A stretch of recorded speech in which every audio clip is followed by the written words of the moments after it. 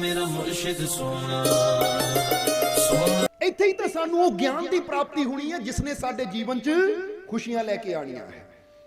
ਇਸ ਲਈ ਇੱਕ ਛੋਟੀ ਜਿਹੀ ਕਹਾਣੀ ਤੁਹਾਨੂੰ ਸੁਣਾਵਾਂਗੇ ਔਰ ਫਿਰ ਸਤਸੰਗ ਨੂੰ ਅੱਗੇ ਲੈ ਕੇ ਚੱਲਾਂਗੇ। ਔਰ ਇਹ ਕਹਾਣੀ 'ਚ ਤੁਹਾਡੇ ਕੋਲ ਥੋੜਾ ਜਿਹਾ ਇੱਕ ਜਵਾਬ ਵੀ ਪੁੱਛਣਾ ਆਇਆ ਸੀ। ਬੋਲੋ ਜਵਾਬ ਦਓਗੇ ਕਿ ਨਹੀਂ? ਇਸ ਲਈ ਕਹਾਣੀ ਧਿਆਨ ਨਾਲ ਸੁਣਨੀ ਜ਼ਰਾ, ਕਿਉਂਕਿ ਜੇ ਕਹਾਣੀ ਨੂੰ ਧਿਆਨ ਨਾਲ ਸੁਣੋਗੇ ਤਾਂ ਜਵਾਬ ਵੀ ਫੇਰ ਹੀ ਤੁਸੀਂ ਦੇ ਪਾਓਗੇ। ਹੁਣ ਇੱਕ ਕਹਾਣੀ ਹੈ, ਇੱਕ ਨਗਰ ਦੇ ਵਿੱਚ ਇੱਕ ਘਰ, ਔਰ ਉਸ ਘਰ ਦੇ ਦਰਵਾਜ਼ੇ ਤੇ 4 ਸਾਧੂ ਖੜੇ ਹੈ। ਉਹਨਾਂ ਨੇ ਦਰਵਾਜ਼ਾ ਖੜਕਾਇਆ ਤਾਂ ਘਰ ਦੇ ਮਾਲਿਕ ਨੇ ਦਰਵਾਜ਼ਾ ਖੋਲ੍ਹਿਆ। ਜਰਾ ਧਿਆਨ ਦੇਣਾ, ਇਹ ਕਹਾਣੀ ਸਾਡੇ ਸਾਰਿਆਂ ਦੇ ਜੀਵਨ ਨਾਲ ਜੁੜੀ ਹੋਈ ਹੈ। ਔਰ ਜਿੱਦਾਂ ਹੀ ਦੱਸਿਆ ਹੈ ਕਿ ਕਹਾਣੀ ਤੋਂ ਬਾਅਦ ਅਸੀਂ ਇੱਕ ਤੁਹਾਨੂੰ ਜਵਾਬ ਪੁੱਛਣਾ ਹੈ, ਫਿਰ ਦੇਖਣਾ ਹੈ ਜਵਾਬ ਸਹੀ ਕੌਣ ਦਿੰਦਾ ਹੈ। ਕਿਉਂਕਿ ਸਤਸੰਗ ਤਾਂ ਤੁਸੀਂ ਬਹੁਤ ਸੁਣਦੇ ਹੋ, ਪਰ ਅੱਜ ਅਸੀਂ ਥੋੜਾ ਤੁਹਾਡੀ ਇੱਕ ਪ੍ਰੀਖਿਆ ਵੀ ਲੈਣੀ। ਜਿੱਦਾਂ ਮਾਸਟਰ ਟੈਸਟ ਲੈਂਦਾ ਨਾ ਬੱਚਿਆਂ ਦਾ ਕਿ 6 ਮਹੀਨੇ ਹੋ ਗਏ, ਮਹੀਨਾ ਹੋ ਗਿਆ ਬੱਚਿਆਂ ਨੂੰ ਪੜ੍ਹਦਿਆਂ ਨੂੰ, ਹੁਣ ਇੱਕ ਟੈਸਟ ਵੀ ਲੈ ਕੇ ਦੇਖੀਏ ਕਿ ਪੜ੍ਹਿਆ ਕਿੰਨਾ ਕੁ ਹੈ, ਸਮਝਿਆ ਕਿੰਨਾ ਕੁ, ਜਾਣਿਆ ਕਿੰਨਾ ਕੁ ਹੈ। ਸੋ ਗੁਰੂਆਂ ਰਹਿਬਰਾਂ ਦੇ ਵਚਨ ਤਾਂ ਅਸੀਂ ਸੁਣਦੇ ਹੀ ਹਾਂ, ਚਾਹੇ ਘਰਾਂ 'ਚ ਅਸੀਂ ਮੋਬਾਈਲ ਤੇ ਸੁਣ ਲਈਏ, ਟੀਵੀ ਤੇ ਸੁਣ ਲਈਏ, ਜਾਂ ਉਦਾਂ ਗੁਰੂ ਘਰ ਦੇ ਵਿੱਚ ਸਪੀਕਰ ਚੱਲਦਾ ਹੈ ਤਾਂ ਅਸੀਂ ਉਹ ਵੀ ਆਵਾਜ਼ ਸਾਡੇ ਕੰਨਾਂ 'ਚ ਪੈਂਦੀ ਹੈ। ਸੋ ਸੰਤਾਂ ਦੀ ਬਾਣੀ, ਗੁਰੂਆਂ ਰਹਿਬਰਾਂ ਦੀ ਬਾਣੀ ਅਸੀਂ ਸੁਣਦੇ ਵੀ ਹਾਂ, ਪੜ੍ਹਦੇ ਵੀ ਹਾਂ, ਪਰ ਉਹ ਸਾਡੇ ਦਿਲੋਂ ਦਿਮਾਗ 'ਚ ਕਿੰਨੀ ਕੁ ਬੈਠੀ ਹੋਈ ਹੈ ਇਹ ਤਾਂ ਉਦੋਂ ਹੀ ਪਤਾ ਲੱਗਦਾ ਜਦੋਂ ਸਾਡਾ ਟੈਸਟ ਲਿਆ ਜਾਵੇ। ਸੋ ਸਮਝ ਲਓ ਅੱਜ ਇੱਕ ਟੈਸਟ ਹੈ ਤੁਹਾਡਾ, ਦੇਣ ਨੂੰ ਤਿਆਰ ਹੋ? ਤਾਂ ਹੁਣ ਕਹਾਣੀ ਨੂੰ ਜਰਾ ਧਿਆਨ ਨਾਲ ਸਮਝਣਾ ਕਿ ਜਿਸ ਤਰ੍ਹਾਂ ਅਸੀਂ ਦੱਸ ਰਹੇ ਸੀ ਕਿ ਇੱਕ ਗਾਉਂ ਦੇ ਅੰਦਰ, ਇੱਕ ਪਿੰਡ ਦੇ ਅੰਦਰ, ਇੱਕ ਘਰ ਦੇ ਸਾਹਮਣੇ 4 ਸਾਧੂ ਖੜੇ ਹੈ। ਔਰ ਉਹਨਾਂ ਨੇ ਜਦੋਂ ਦਰਵਾਜ਼ਾ ਖੜਕਾਇਆ ਘਰ ਦਾ, ਤਾਂ ਘਰ ਦੇ ਮਾਲਿਕ ਨੇ ਦਰਵਾਜ਼ਾ ਖੋਲ੍ਹਿਆ। ਜਦੋਂ ਦਰਵਾਜ਼ਾ ਖੋਲ੍ਹਿਆ, ਸਾਹਮਣੇ 4 ਸਾਧੂਆਂ ਨੂੰ ਦੇਖਿਆ, 4 ਸੰਤਾਂ ਨੂੰ ਦੇਖਿਆ, ਤਾਂ ਉਹ ਘਰ ਦੇ ਮਾਲਿਕ ਨੇ ਹੱਥ ਜੋੜੇ ਕਿ ਮਹਾਰਾਜ ਤੁਸੀਂ ਕੌਣ ਹੋ, ਕਿੱਥੋਂ ਆਏ ਹੋ, ਔਰ ਮੇਰੇ ਘਰ ਦੇ ਬਾਹਰ ਕੀ ਕਰ ਰਹੇ ਹੋ?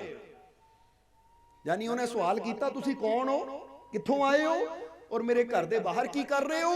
ਤਾਂ ਉਹਨਾਂ ਸੰਤਾਂ ਨੇ, ਸਾਧੂਆਂ ਨੇ ਜਵਾਬ ਦਿੱਤਾ। ਪਹਿਲਾ ਬੋਲਿਆ, ਕਹਿੰਦਾ ਭਾਈ ਮੈਂ ਸਫਲਤਾ ਹਾਂ, ਮੈਂ ਸਫਲਤਾ ਦਾ ਦੇਵਤਾ ਹਾਂ, ਸਾਧੂ ਦੇ ਸੰਤ ਦੇ ਭੇਸ਼ ਵਿੱਚ। ਦੂਸਰਾ ਬੋਲਿਆ, ਮੈਂ ਧਨ ਦਾ ਦੇਵਤਾ ਹਾਂ, ਸੰਤਾਂ ਦੇ ਭੇਸ਼ ਵਿੱਚ। ਤੀਸਰਾ ਬੋਲਿਆ, ਮੈਂ ਗਿਆਨ ਦਾ ਦੇਵਤਾ ਹਾਂ, ਸੰਤਾਂ ਦੇ ਭੇਸ਼ ਵਿੱਚ। ਤਾਂ ਚੌਥਾ ਬੋਲਿਆ, ਮੈਂ ਪ੍ਰੇਮ ਦਾ ਦੇਵਤਾ ਹਾਂ, ਸੰਤਾਂ ਦੇ ਭੇਸ਼ ਵਿੱਚ। ਯਾਨੀ ਸਫਲਤਾ, ਧਨ, ਗਿਆਨ ਔਰ ਪ੍ਰੇਮ, ਅਸੀਂ 4 ਦੇਵਤਾ ਹਾਂ ਜੋ ਸੰਤਾਂ ਦੇ ਭੇਸ਼ ਵਿੱਚ ਆਏ। ਇਹ ਵੀ ਗੱਲ ਬੜੀ ਸਮਝਣ ਵਾਲੀ ਹੈ, ਕਿਉਂਕਿ ਪ੍ਰਮਾਤਮਾ ਸਿੱਧਾ ਆਪ ਨਹੀਂ ਆਂਦਾ। ਜਦ ਵੀ ਉਹ ਆਂਦਾ ਹੈ ਤਾਂ ਕਿਹਦੇ ਭੇਸ਼ ਵਿੱਚ ਆਂਦਾ ਹੈ? ਸੰਤਾਂ, ਗੁਰੂਆਂ, ਰਹਿਬਰਾਂ, ਫਕੀਰਾਂ ਦੇ ਭੇਸ਼ ਚ ਆਂਦਾ ਹੈ, ਸਾਡੀਆਂ ਖਾਲੀ ਝੋਲੀਆਂ ਨੂੰ ਭਰਨ ਵਾਸਤੇ। ਤਾਂ ਹੀ ਤਾਂ ਗੁਰਬਾਣੀ ਅੰਦਰ ਇੱਕ ਲਾਈਨ ਆਂਦੀ ਹੈ ਕਿ ਜੀਵ ਪੁਕਾਰ ਕਰੀ ਜਬ ਭਾਰੀ, ਤਬ ਪ੍ਰਭੂ ਸੰਤ ਸਰੂਪ ਸੰਭਾਰੀ। ਕਿ ਜਿਸਲੇ ਦੁਖੀ ਰੂਹਾਂ ਨੇ परमात्मा अगे पुकार की कि ऐ परमात्मा साडे दुखां नूं दूर कर, ऐ प्रभु साडियां झोलियां नूं खुशियां ना भर, ऐ परमात्मा सानू मुश्किलां परेशानियां चों कढ।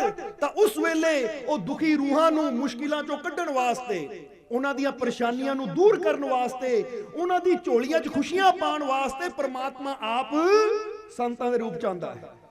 तब प्रभु संत स्वरूप सम्हारी, संत स्वरूप प्रगट जब कीना, संतन ने हर दुख हर लीना। कि जदों संतां दे रूप च परमात्मा दुनिया ते आया तो उसने हर दुख नूं हर लिया। हुण ये गल बड़ी समझण वाली है। हुण इत्थे एक ये भी गल थोड़ी क्लीयर करना चाहांगे कि की परमात्मा संतां दे रूप च आंदा है? तां जरा गौर करना, परमात्मा हर इंसान दे अंदर वसिया होया है, परमात्मा हर बच्चे दे अंदर है। जिहड़ा भी बच्चा जन्म लैंदा है परमात्मा उहदे अंदर है। फिर हौली हौली ओही बच्चा जवान हो जाता है, ओही बच्चा बिरध हो जाता है। हुण परमात्मा नौजवान दे अंदर भी है, परमात्मा एक बुजुर्ग दे अंदर भी है।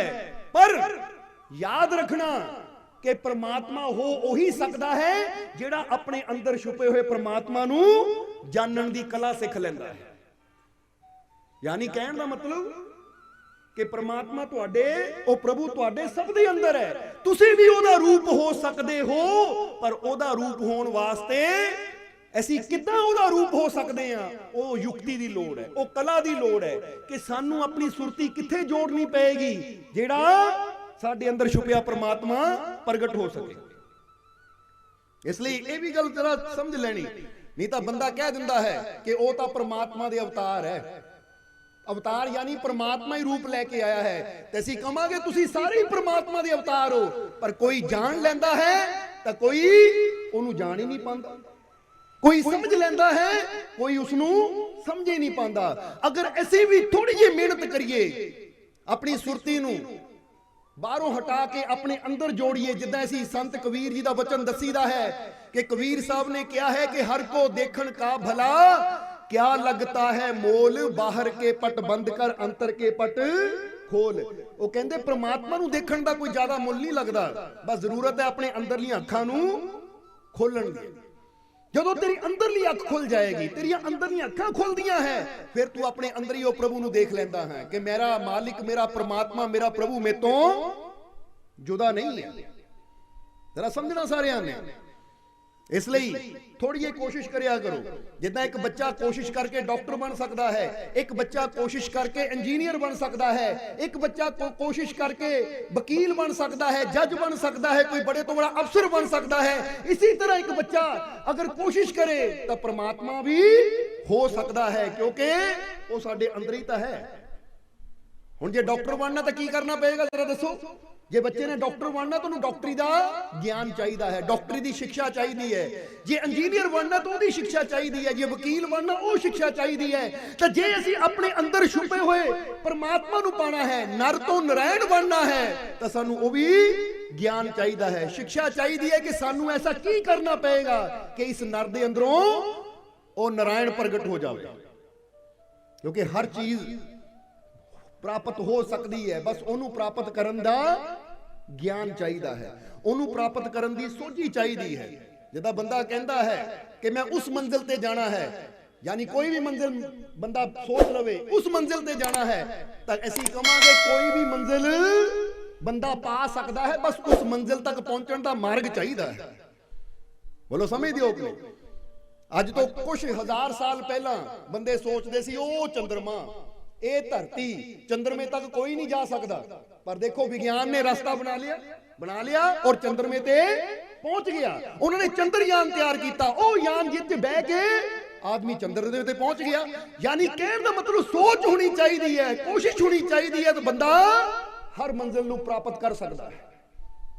ਇਸੇ ਤਰ੍ਹਾਂ ਜੇ ਉਹ ਦੂਰ ਚੰਦਰਮਾ ਤੇ ਇਨਸਾਨ ਪਹੁੰਚ ਸਕਦਾ ਹੈ, ਜੇ ਦੂਰ ਬੰਦਾ ਕਹਿੰਦਾ ਮੈਂ ਦਿੱਲੀ ਪਹੁੰਚਣਾ ਹੈ, ਮੈਂ ਕੈਨੇਡਾ ਪਹੁੰਚਣਾ ਹੈ, ਮੈਂ ਅਮਰੀਕਾ ਪਹੁੰਚਣਾ ਹੈ, ਜੇ ਉੱਥੇ ਬੰਦਾ ਪਹੁੰਚ ਸਕਦਾ ਹੈ ਤਾਂ ਜ਼ਰਾ ਸੋਚੋ ਪ੍ਰਮਾਤਮਾ ਤਾਂ ਸਾਡੇ ਅੰਦਰ ਹੀ ਹੈ, ਫਿਰ ਉੱਥੇ ਅਸੀਂ ਕਿਉਂ ਨਹੀਂ ਪਹੁੰਚ ਸਕਦੇ? ਸੋਚ ਕੇ ਦੇਖੋ। ਬੰਦਾ ਕੈਨੇਡਾ ਪਹੁੰਚ ਜਾਂਦਾ ਹੈ, ਕਿਉਂ? ਕਿਉਂਕਿ ਕੈਨੇਡਾ ਪਹੁੰਚਣ ਦੀ ਕੋਸ਼ਿਸ਼ ਕਰਦਾ ਹੈ, ਏਜੰਟ ਨੂੰ ਮਿਲਦਾ ਹੈ, ਫਾਰਮ ਤਿਆਰ ਕਰਦਾ ਹੈ, ਵੀਜ਼ਾ ਲਵਾਉਂਦਾ ਹੈ, ਟਿਕਟ ਖਰੀਦਦਾ, ਪਹੁੰਚ ਜਾਂਦਾ ਹੈ ਕੈਨੇਡਾ। ਕੋਈ ਅਮਰੀਕਾ ਜਾਣ ਦੀ ਕੋਸ਼ਿਸ਼ ਕਰਦਾ ਹੈ, ਉਹ ਮਿਹਨਤ ਕਰਦਾ ਤਾਂ ਅਮਰੀਕਾ ਪਹੁੰਚ ਜਾਂਦਾ ਹੈ। ਔਰ ਜਿੱਦਾਂ ਦੱਸਿਆ ਕੋਈ ਚੰਦਰਮਾ ਤੇ ਜਾਣ ਦੀ ਕੋਸ਼ਿਸ਼ ਕਰਦਾ ਹੈ, ਮਿਹਨਤ ਕਰਦਾ ਤਾਂ ਚੰਦਰਮਾ ਤੇ ਪਹੁੰਚ ਜਾਂਦਾ ਹੈ। ਪਰ ਰੱਬ ਸਾਡੇ ਅੰਦਰ ਬੈਠਾ, ਅਸੀਂ ਰੱਬ ਤੱਕ ਕਿਉਂ ਨਹੀਂ ਪਹੁੰਚਦੇ? ਕਾਰਨ ਇੱਕੋ ਹੀ ਹੈ ਕਿ ਹਾਲੇ ਤੱਕ ਉਧਰ ਅਸੀਂ ਮਿਹਨਤ ਕੀਤੀ ਨਹੀਂ। ਇਸ ਲਈ ਬੰਦੇ ਨੂੰ ਲੱਗਦਾ ਕਿ ਰੱਬ ਨੂੰ ਪਾਣਾ ਬੜਾ ਔਖਾ ਹੈ। ਔਰ ਵਾਕਈ ਜਿਹੜਾ ਅੰਦਰਲੇ ਪਾਸੇ ਮਿਹਨਤ ਨਹੀਂ ਕਰੇਗਾ ਉਹਦੇ ਵਾਸਤੇ ਰੱਬ ਨੂੰ ਪਾਣਾ ਔਖਾ ਹੀ ਹੈ। ਜਿੱਦਾਂ ਕਿਸੇ ਨੂੰ ਪੁੱਛੋ ਤਾਂ ਜ਼ਰਾ ਧਿਆਨ ਦੇਣਾ, ਕੋਈ ਕਹੇ ਡਾਕਟਰ ਬਣਨਾ ਬੜਾ ਔਖਾ ਹੈ, ਤਾਂ ਹੁਣ ਜਿਹੜਾ ਨਹੀਂ ਮਿਹਨਤ ਕਰ ਰਿਹਾ ਉਹਦੇ ਵਾਸਤੇ ਔਖਾ ਹੈ, ਤਾਂ ਜਿਹੜਾ ਮਿਹਨਤ ਕਰਨਾ ਜਾਣਦਾ ਹੈ ਉਹਦੇ ਵਾਸਤੇ ਸੌਖਾ ਹੈ। ਉਹ ਕਹਿੰਦਾ ਲੈ ਮੇਰੇ ਬੱਚੇ ਬਣੇ ਹੀ ਹੈ, ਮੈਂ ਬਣਿਆ ਹਾਂ, ਮੇਰੇ ਬੱਚੇ ਬਣੇ ਆ। ਔਖਾ ਕੀ ਹੈ? ਔਖਾ ਸਿਰਫ ਉਹਨਾਂ ਵਾਸਤੇ ਹੈ ਜਦੋਂ ਉਸ ਲਾਈਨ ਤੇ ਅਸੀਂ ਮਿਹਨਤ ਨਹੀਂ ਕਰਦੇ। ਇਸ ਲਈ ਜਿਹੜੇ ਕਹਿ ਦਿੰਦੇ ਨਾ ਰੱਬ ਨੂੰ ਪਾਣਾ ਬੜਾ ਔਖਾ, ਰੱਬ ਨੂੰ ਪਾਣਾ ਬੜਾ ਔਖਾ, ਇਹ ਸਮਝ ਲਓ ਉਹ ਬੰਦੇ ਐ ਜਿਹੜੇ ਉਸ ਲਾਈਨ ਤੇ ਮਿਹਨਤ ਨਹੀਂ ਕਰ ਰਹੇ। ਕਿਉਂਕਿ ਜਿਹਦਾ ਧਿਆਨ ਬਾਹਰ ਹੋਵੇ, ਜਿਹੜਾ ਲੱਭ ਹੀ ਰੱਬ ਨੂੰ ਬਾਹਰ ਰਿਹਾ ਹੋਵੇ, ਜਿੱਦਾਂ ਬੁੱਲੇ ਸ਼ਾਹ ਨੇ ਕਿਹਾ ਹੈ ਕਿ ਭਾਈ ਤੇਰੀ ਹਾਲਤ ਤਾਂ ਉਹਨਾਂ ਮੁਰਗੀਆਂ ਵਾਲੀ ਹੈ, ਤੇਰੀ ਹਾਲਤ ਤਾਂ ਉਹ ਮੁਰਗੀਆਂ ਵਾਲੀ ਹੈ ਜਿਹੜੀ ਰੋੜੇ ਤੇ ਜਾ ਕੇ, ਕੂੜੇ ਤੇ ਜਾ ਕੇ ਦਾਣਾ ਲੱਭਦੀ ਫਿਰਦੀ ਹੈ। ਤਾਂ ਹੀ ਤਾਂ ਉਹਨਾਂ ਨੇ ਇੱਕ ਮਿਸਾਲ ਵੀ ਦਿੱਤੀ ਕਿ ਰੱਬ ਉਹ ਪ੍ਰਮਾਤਮਾ, ਉਹ ਪ੍ਰਭੂ ਤੇ ਤੋਂ ਜੁਦਾ ਨਹੀਂ ਹੈ। ਬੇਬੋਲਦੇ ਦੀ ਤੈਨੂੰ ਸਮਝ ਹੈ ਨਹੀਂ, ਜਿਹੜਾ ਨਿਤ ਤੇਰੇ ਵਿੱਚ ਬੋਲਦਾ ਏ ਭੁੱਲਾ ਆਪ ਫਿਰੇ ਟੋਲੇ ਬਾਹਰ, ਉਸ ਨੂੰ ਬਾਂਗ ਮੁਰਗੀਆਂ ਦੇ ਕੂੜਾ ਫੋਲਦਾ ਏ। ਉਹ ਇੱਥੇ ਕਹਿੰਦੇ ਜਿੱਦਾਂ ਮੁਰਗੀਆਂ ਕੂੜੇ ਨੂੰ ਜਾ ਕੇ ਫੋਲਦੀਆਂ ਨਾ ਦਾਣਾ ਲੱਭਣ ਦੀ ਖਾਤਰ, ਉਹ ਤੇਰੀ ਹਾਲਤ ਵੀ ਇਹੀ ਹੈ। ਉਹ ਰੱਬ ਤੇਰੇ ਅੰਦਰ ਹੈ, ਪਰ ਤੂੰ ਜਗ੍ਹਾ ਜਗ੍ਹਾ ਜਾ ਕੇ ਉਹਨੂੰ ਲੱਭਣ ਦੀ ਕੋਸ਼ਿਸ਼ ਕਰਦਾ ਹੈ। ਇਸ ਲਈ ਅੰਦਰ ਪਰਮਾਤਮਾ ਹੈ, ਅਸੀਂ ਉਹਨੂੰ ਕਿਉਂ ਨਹੀਂ ਪ੍ਰਾਪਤ ਕਰ ਪਾਉਂਦੇ, ਕਿਉਂ ਨਹੀਂ ਉਹਦੇ ਤੱਕ ਪਹੁੰਚ ਪਾਉਂਦੇ? ਏਡੀ ਰਹਿਮਤ ਹੈ ਪ੍ਰਮਾਤਮਾ ਦੀ ਸਾਡੇ ਅੰਦਰ, ਅਸੀਂ ਕਿਉਂ ਨਹੀਂ ਉੱਥੇ ਤੱਕ ਪਹੁੰਚ ਪਾਉਂਦੇ? ਕਿਉਂਕਿ ਉਧਰਲੇ ਪਾਸੇ ਨੂੰ ਅਸੀਂ ਮਿਹਨਤ ਕਰ ਹੀ ਨਹੀਂ ਰਹੇ। ਤੁਸੀਂ ਦੁਕਾਨ ਤੇ 8 ਘੰਟੇ ਬਹਿ ਸਕਦੇ ਹੋ, ਪਰ ਜਰਾ ਸੋਚੋ ਸਿਮਰਨ ਤੇ ਕਿੰਨੀ ਦੇਰ ਬਹਿੰਦੇ ਹੋ? ਅੰਦਰਲੇ ਪਾਸੇ ਵਾਸਤੇ ਅਸੀਂ ਕਿੰਨੀ ਕੁ ਮਿਹਨਤ ਕਰਦੇ ਹਾਂ। ਝੂਠ ਸੱਚ ਬੋਲ ਲੈਂਦੇ ਆ ਸੰਸਾਰ ਦੇ ਪਦਾਰਥਾਂ ਦੀ ਖਾਤਰ, ਹੇਰਾ ਫੇਰੀਆਂ ਕਰ ਲੈਂਦੇ ਆ ਸੰਸਾਰ ਦੇ ਪਦਾਰਥਾਂ ਦੀ ਖਾਤਰ, ਪਰ ਆਪਣੇ ਮਾਲਿਕ ਦੀ ਖਾਤਰ ਅਸੀਂ ਕੀ ਕਰਦੇ ਆ? ਸੇਵਾ ਕਿੰਨੀ ਕਰਦੇ ਆ, ਸਿਮਰਨ ਕਿੰਨਾ ਕਰਦੇ ਆ, ਸਤ ਸੰਗਤ ਵਿੱਚ ਕਿੰਨਾ ਕੁ ਜਾਂਦੇ ਆ, ਨੇਕੀਆਂ ਕਿੰਨੀਆਂ ਕਰਦੇ ਆ? ਜਿਹੜੀ ਚੀਜ਼ ਸਾਨੂੰ ਦੁਨੀਆ ਦੀ ਤਰਫ ਲੈ ਕੇ ਜਾਵੇ ਉਹ ਤਾਂ ਅਸੀਂ ਸਭ ਕੁਝ ਕਰਦੇ ਆ, ਪਰ ਜਿਹੜੀ ਚੀਜ਼ ਸਾਨੂੰ ਸਾਡੇ ਪ੍ਰਭੂ ਦੀ ਤਰਫ ਲੈ ਕੇ ਜਾਵੇ ਉਧਰ ਅਸੀਂ ਕੀ ਕਰ ਰਹੇ ਆ? ਆਪਣੇ ਆਪ ਹੀ ਜਵਾਬ ਮਿਲਣੇ ਸ਼ੁਰੂ ਹੋ ਜਾਣਗੇ ਕਿ ਬੱਚਾ ਬਣਨਾ ਤਾਂ ਡਾਕਟਰ ਚਾਹੁੰਦਾ, ਪਰ ਉਧਰ ਨੂੰ ਮਿਹਨਤ ਕਰ ਨਹੀਂ ਰਿਹਾ, ਤਾਂ ਡਾਕਟਰ ਬਣੇਗਾ ਕਿੱਦਾਂ? ਪਾਣਾ ਤਾਂ ਅਸੀਂ ਪ੍ਰਮਾਤਮਾ ਨੂੰ ਚਾਹੁੰਦੇ ਆ, ਹੋਣਾ ਤਾਂ ਅਸੀਂ ਹਰੀ ਦਾ ਰੂਪ ਚਾਹੁੰਦੇ ਆ, ਪਰ ਉਧਰਲੇ ਪਾਸੇ ਨੂੰ ਅਸੀਂ ਮਿਹਨਤ ਨਹੀਂ ਕਰ ਰਹੇ, ਤਾਂ ਕਿੱਦਾਂ ਹਰੀ ਪ੍ਰਗਟ ਹੋਏਗਾ? ਇਸ ਤਰ੍ਹਾਂ ਪ੍ਰਮਾਤਮਾ ਸਾਨੂੰ ਮਿਲੇਗਾ। ਸੋ ਗੱਲ ਸਮਝ ਆ ਰਹੀ ਹੈ ਕਿ ਨਹੀਂ? ਹਰ ਚੀਜ਼ ਨੂੰ ਕਰਨਾ ਆਸਾਨ ਹੈ, ਬਸ ਉਹਦੇ ਵਾਸਤੇ ਜਿਹੜਾ ਉਧਰਲੇ ਰਸਤੇ ਤੇ ਮਿਹਨਤ ਕਰਨੀ ਸ਼ੁਰੂ ਕਰ ਦੇਵੇ। ਕਿਉਂਕਿ ਜੇ ਕੁਝ ਮੁਸ਼ਕਿਲ ਹੋਵੇ ਤਾਂ ਫਿਰ ਜ਼ਰਾ ਸੋਚੋ, ਜੇ ਮੁਸ਼ਕਿਲ ਹੁੰਦਾ ਤਾਂ ਚੰਦਰਮੇ ਤੇ ਨਹੀਂ ਪਹੁੰਚਣਾ ਸੀ। ਬੋਲੋ ਸਮਝਦੇ ਹੋ ਕਿ ਨਹੀਂ? ਜੇ ਮੁਸ਼ਕਿਲ ਹੁੰਦਾ ਤਾਂ ਫਿਰ ਏਡੇ ਗ੍ਰਹਿਾਂ ਦੀ ਖੋਜ ਕਿੱਦਾਂ ਹੋਣੀ ਸੀ ਕਿ ਏਡੀ ਦੂਰ ਹੈ? ਇਸੇ ਤਰ੍ਹਾਂ ਜੇ ਮੁਸ਼ਕਿਲ ਹੁੰਦਾ ਤਾਂ ਜ਼ਰਾ ਸੋਚ ਕੇ ਦੇਖੋ, ਅੱਜ ਚੰਦ ਵਿਗਿਆਨਕਾਂ ਨੇ ਖੋਜ ਕਰ ਲਈ, ਉਹਨੂੰ ਸਾਰੀ ਦੁਨੀਆ ਮੰਨਦੀ ਹੈ। ਬੋਲੋ ਮੰਨਦੀ ਹੈ ਕਿ ਨਹੀਂ? ਇਹ ਕਿਹੜਾ ਮੰਨਦਾ ਹੈ ਕਿ ਧਰਤੀ ਗੋਲ ਹੈ? ਸਾਰੇ ਮੰਨਦੇ ਆ। ਇਹ ਕਿਹੜਾ ਮੰਨਦਾ ਹੈ ਕਿ ਧਰਤੀ ਸੂਰਜ ਦੇ ਚੱਕਰ ਲਗਾ ਰਹੀ ਹੈ? ਸਾਰੇ ਮੰਨਦੇ, ਬੱਚੇ ਵੀ ਮੰਨਦੇ। ਬੋਲੋ ਮੰਨਦੇ ਆ ਕਿ ਨਹੀਂ? ਕਿਉਂ ਮੰਨਦੇ ਆ? ਕਿਉਂਕਿ 2-4 ਵਿਗਿਆਨਕਾਂ ਨੇ ਗੱਲ ਸਾਬਿਤ ਕਰ ਦਿੱਤੀ। ਵਿਗਿਆਨਕਾਂ ਨੇ ਕਿ ਧਰਤੀ ਗੋਲ ਹੈ ਔਰ ਇਹ ਸੂਰਜ ਦੇ ਆਲੇ ਦੁਆਲੇ ਚੱਕਰ ਲਗਾਉਂਦੀ ਹੈ। ਹੁਣ ਸਾਨੂੰ ਖੋਜ ਕਰਨ ਦੀ ਲੋੜ ਨਹੀਂ, ਅਸੀਂ ਮੰਨ ਕੇ ਬੈਠੇ ਹਾਂ। ਬੋਲੋ ਸਮਝਦੇ ਹੋ ਕਿ ਨਹੀਂ? ਹੁਣ ਇੱਥੇ ਅਸੀਂ ਮੰਨ ਕੇ ਬੈਠੇ ਹਾਂ ਤਾਂ ਜ਼ਰਾ ਸੋਚੋ, ਕਿੰਨੇ ਗੁਰੂ ਰਹਿਬਰ ਪੀਰ ਪੈਗੰਬਰ ਔਲੀਆ ਅਵਤਾਰ ਹੋਏ ਆ ਜਿਨ੍ਹਾਂ ਨੇ ਅੰਦਰੋਂ ਪ੍ਰਮਾਤਮਾ ਨੂੰ ਪਾਇਆ, ਉਸ ਆਨੰਦ ਨੂੰ ਜਾਣਿਆ। ਬੋਲੋ ਸਮਝਦੇ ਹੋ ਕਿ ਨਹੀਂ? ਪਰ ਉੱਥੇ ਹਾਲੇ ਵੀ ਅਸੀਂ ਸ਼ੰਕਾ ਕਰੀ ਜਾਂਦੇ ਕਿ ਰੱਬ ਹੈ ਵੀ ਜਾਂ ਨਹੀਂ, ਉਹਦੀ ਕਿਰਪਾ ਹੈ ਵੀ ਜਾਂ ਨਹੀਂ। ਇੱਕ ਵਿਗਿਆਨਿਕ ਨੇ ਕੋਈ ਗੱਲ ਸਾਬਿਤ ਕਰ ਦਿੱਤੀ, ਉਹਨੂੰ ਅਸੀਂ ਮੰਨ ਕੇ ਬਹਿ ਗਏ ਆ, ਉੱਤੇ ਕੋਈ ਸ਼ੰਕਾ ਨਹੀਂ। ਤਾਂ ਹਜ਼ਾਰਾਂ ਲੱਖਾਂ ਪੀਰ ਪੈਗੰਬਰ ਦੁਨੀਆ ਤੇ ਆ ਚੁੱਕੇ ਹੈ, 10 ਗੁਰੂ ਦੁਨੀਆ ਤੇ ਆ ਚੁੱਕੇ ਹੈ, ਇੰਨੇ ਭਗਤ ਪਿਆਰੇ ਦੁਨੀਆ ਤੇ ਆ ਚੁੱਕੇ ਹੈ, ਔਰ ਉਹ ਚਿੱਲਾ ਕੇ ਕਹਿੰਦੇ ਆ ਪ੍ਰਮਾਤਮਾ ਹੈ, ਉਹਦੀ ਕਿਰਪਾ ਹੈ, ਉਹਦੀ ਰਹਿਮਤ ਹੈ, ਤਾਂ ਬੰਦਾ ਅੱਜ ਵੀ ਪੂਰਾ ਯਕੀਨ ਨਹੀਂ ਕਰਦਾ। ਜਰਾ ਸੋਚ ਕੇ ਦੇਖੋ, ਚੰਦਰਮੇ ਤੇ ਕਿੰਨੇ ਕੁ ਬੰਦੇ ਪਹੁੰਚੇ ਹੋਣਗੇ? ਕਿੰਨੇ ਕੁ ਬੰਦਿਆਂ ਨੇ ਚੰਦਰਮੇ ਤੇ ਪੈਰ ਰੱਖਿਆ ਹੋਏਗਾ? ਸੋਚ ਕੇ ਦੇਖੋ ਜਰਾ। ਕੀ ਲੱਖ, 2 ਲੱਖ, 10 ਲੱਖ, 20 ਲੱਖ? ਜਰਾ ਸੋਚੋ। ਪਰ ਅੰਦਰ ਪ੍ਰਮਾਤਮਾ ਹੈ, ਉਸ ਪਰਮਾਨੰਦ ਤੱਕ ਕਿੰਨੇ ਪਹੁੰਚੇ? 1,24,000 ਤਾਂ ਪੈਗੰਬਰ ਹੀ ਹੋਏ ਆ ਪਹਿਲਾਂ। ਫਿਰ ਗੁਰੂਆਂ ਨੂੰ ਦੇਖ ਲਓ, ਪੀਰਾਂ ਫਕੀਰਾਂ ਨੂੰ ਦੇਖ ਲਓ, ਭਗਤਾਂ ਨੂੰ ਦੇਖ ਲਓ, ਸੰਤਾਂ ਨੂੰ ਦੇਖ ਲਓ। ਕਈ ਐਸੇ ਹੋਰ ਵੀ ਹੈ ਰੱਬ ਦੇ ਪਿਆਰੇ ਜਿਨ੍ਹਾਂ ਦਾ ਨਾਮ ਵੀ ਦੁਨੀਆ ਨੂੰ ਪਤਾ ਨਹੀਂ। ਉਹ ਤਾਂ ਵਿਚਾਰੇ ਜੰਗਲਾਂ ਪਹਾੜਾਂ 'ਚ ਬਹਿ ਕੇ ਰੱਬ ਦੀ ਬੰਦਗੀ ਕਰਕੇ ਆਪਣਾ ਜੀਵਨ ਜੀ ਕੇ ਚਲੇ ਗਏ, ਲੋਕਾਂ ਨੂੰ ਉਹਨਾਂ ਦਾ ਨਾਮ ਨਹੀਂ ਪਤਾ। ਉਹਨਾਂ ਨੇ ਵੀ ਅੰਦਰ ਪਰਮਾਨੰਦ ਨੂੰ ਜਾਣਿਆ। ਇਹ ਦੱਸਣਾ ਕਿਉਂ ਚਾਹੁੰਦੇ ਹਾਂ ਅਸੀਂ ਤੁਹਾਨੂੰ? ਇਹ ਇਸ ਲਈ ਕਿ ਜੇ ਉਹ ਉਸ ਆਨੰਦ ਤੱਕ ਪਹੁੰਚ ਸਕਦੇ ਆ ਮਿਹਨਤ ਕਰਕੇ, ਤਾਂ ਅਸੀਂ ਸਾਰੇ ਵੀ ਉਸ ਆਨੰਦ ਤੱਕ ਪਹੁੰਚ ਸਕਦੇ ਆ। ਬਸ ਸਾਨੂੰ ਵੀ ਕੀ ਕਰਨ ਦੀ ਲੋੜ ਹੈ? ਮਿਹਨਤ। ਜਿੱਦਾਂ ਹੀ ਦੱਸੀਦਾ ਨਾ ਕਿ ਇੱਧਰ ਲੰਮਾ ਪਿੰਡ ਹੈ, ਇੱਧਰ ਜੰਡੂ ਸਿੰਘਾ। ਹੁਣ ਅਸੀਂ ਜਾਣਾ ਲੰਮੇ ਪਿੰਡ ਨੂੰ ਹੋਵੇ, ਮੂੰਹ ਸਾਡਾ ਜੰਡੂ ਸਿੰਘੇ ਵੱਲ ਹੋਵੇ, ਤਾਂ ਕਿੱਥੇ ਪਹੁੰਚਾਂਗੇ ਅਸੀਂ? ਫਿਰ ਤਾਂ ਹਾਲਤ ਉਹੀ ਹੋ ਗਈ ਕਿ ਇੱਕ ਵਾਰ ਨੱਥੂ ਲਾਲ ਦੇ ਕੋਲ ਸਮਾਨ ਬੱਸ 'ਚੋਂ ਉਤਰਿਆ ਨੱਥੂ ਲਾਲ।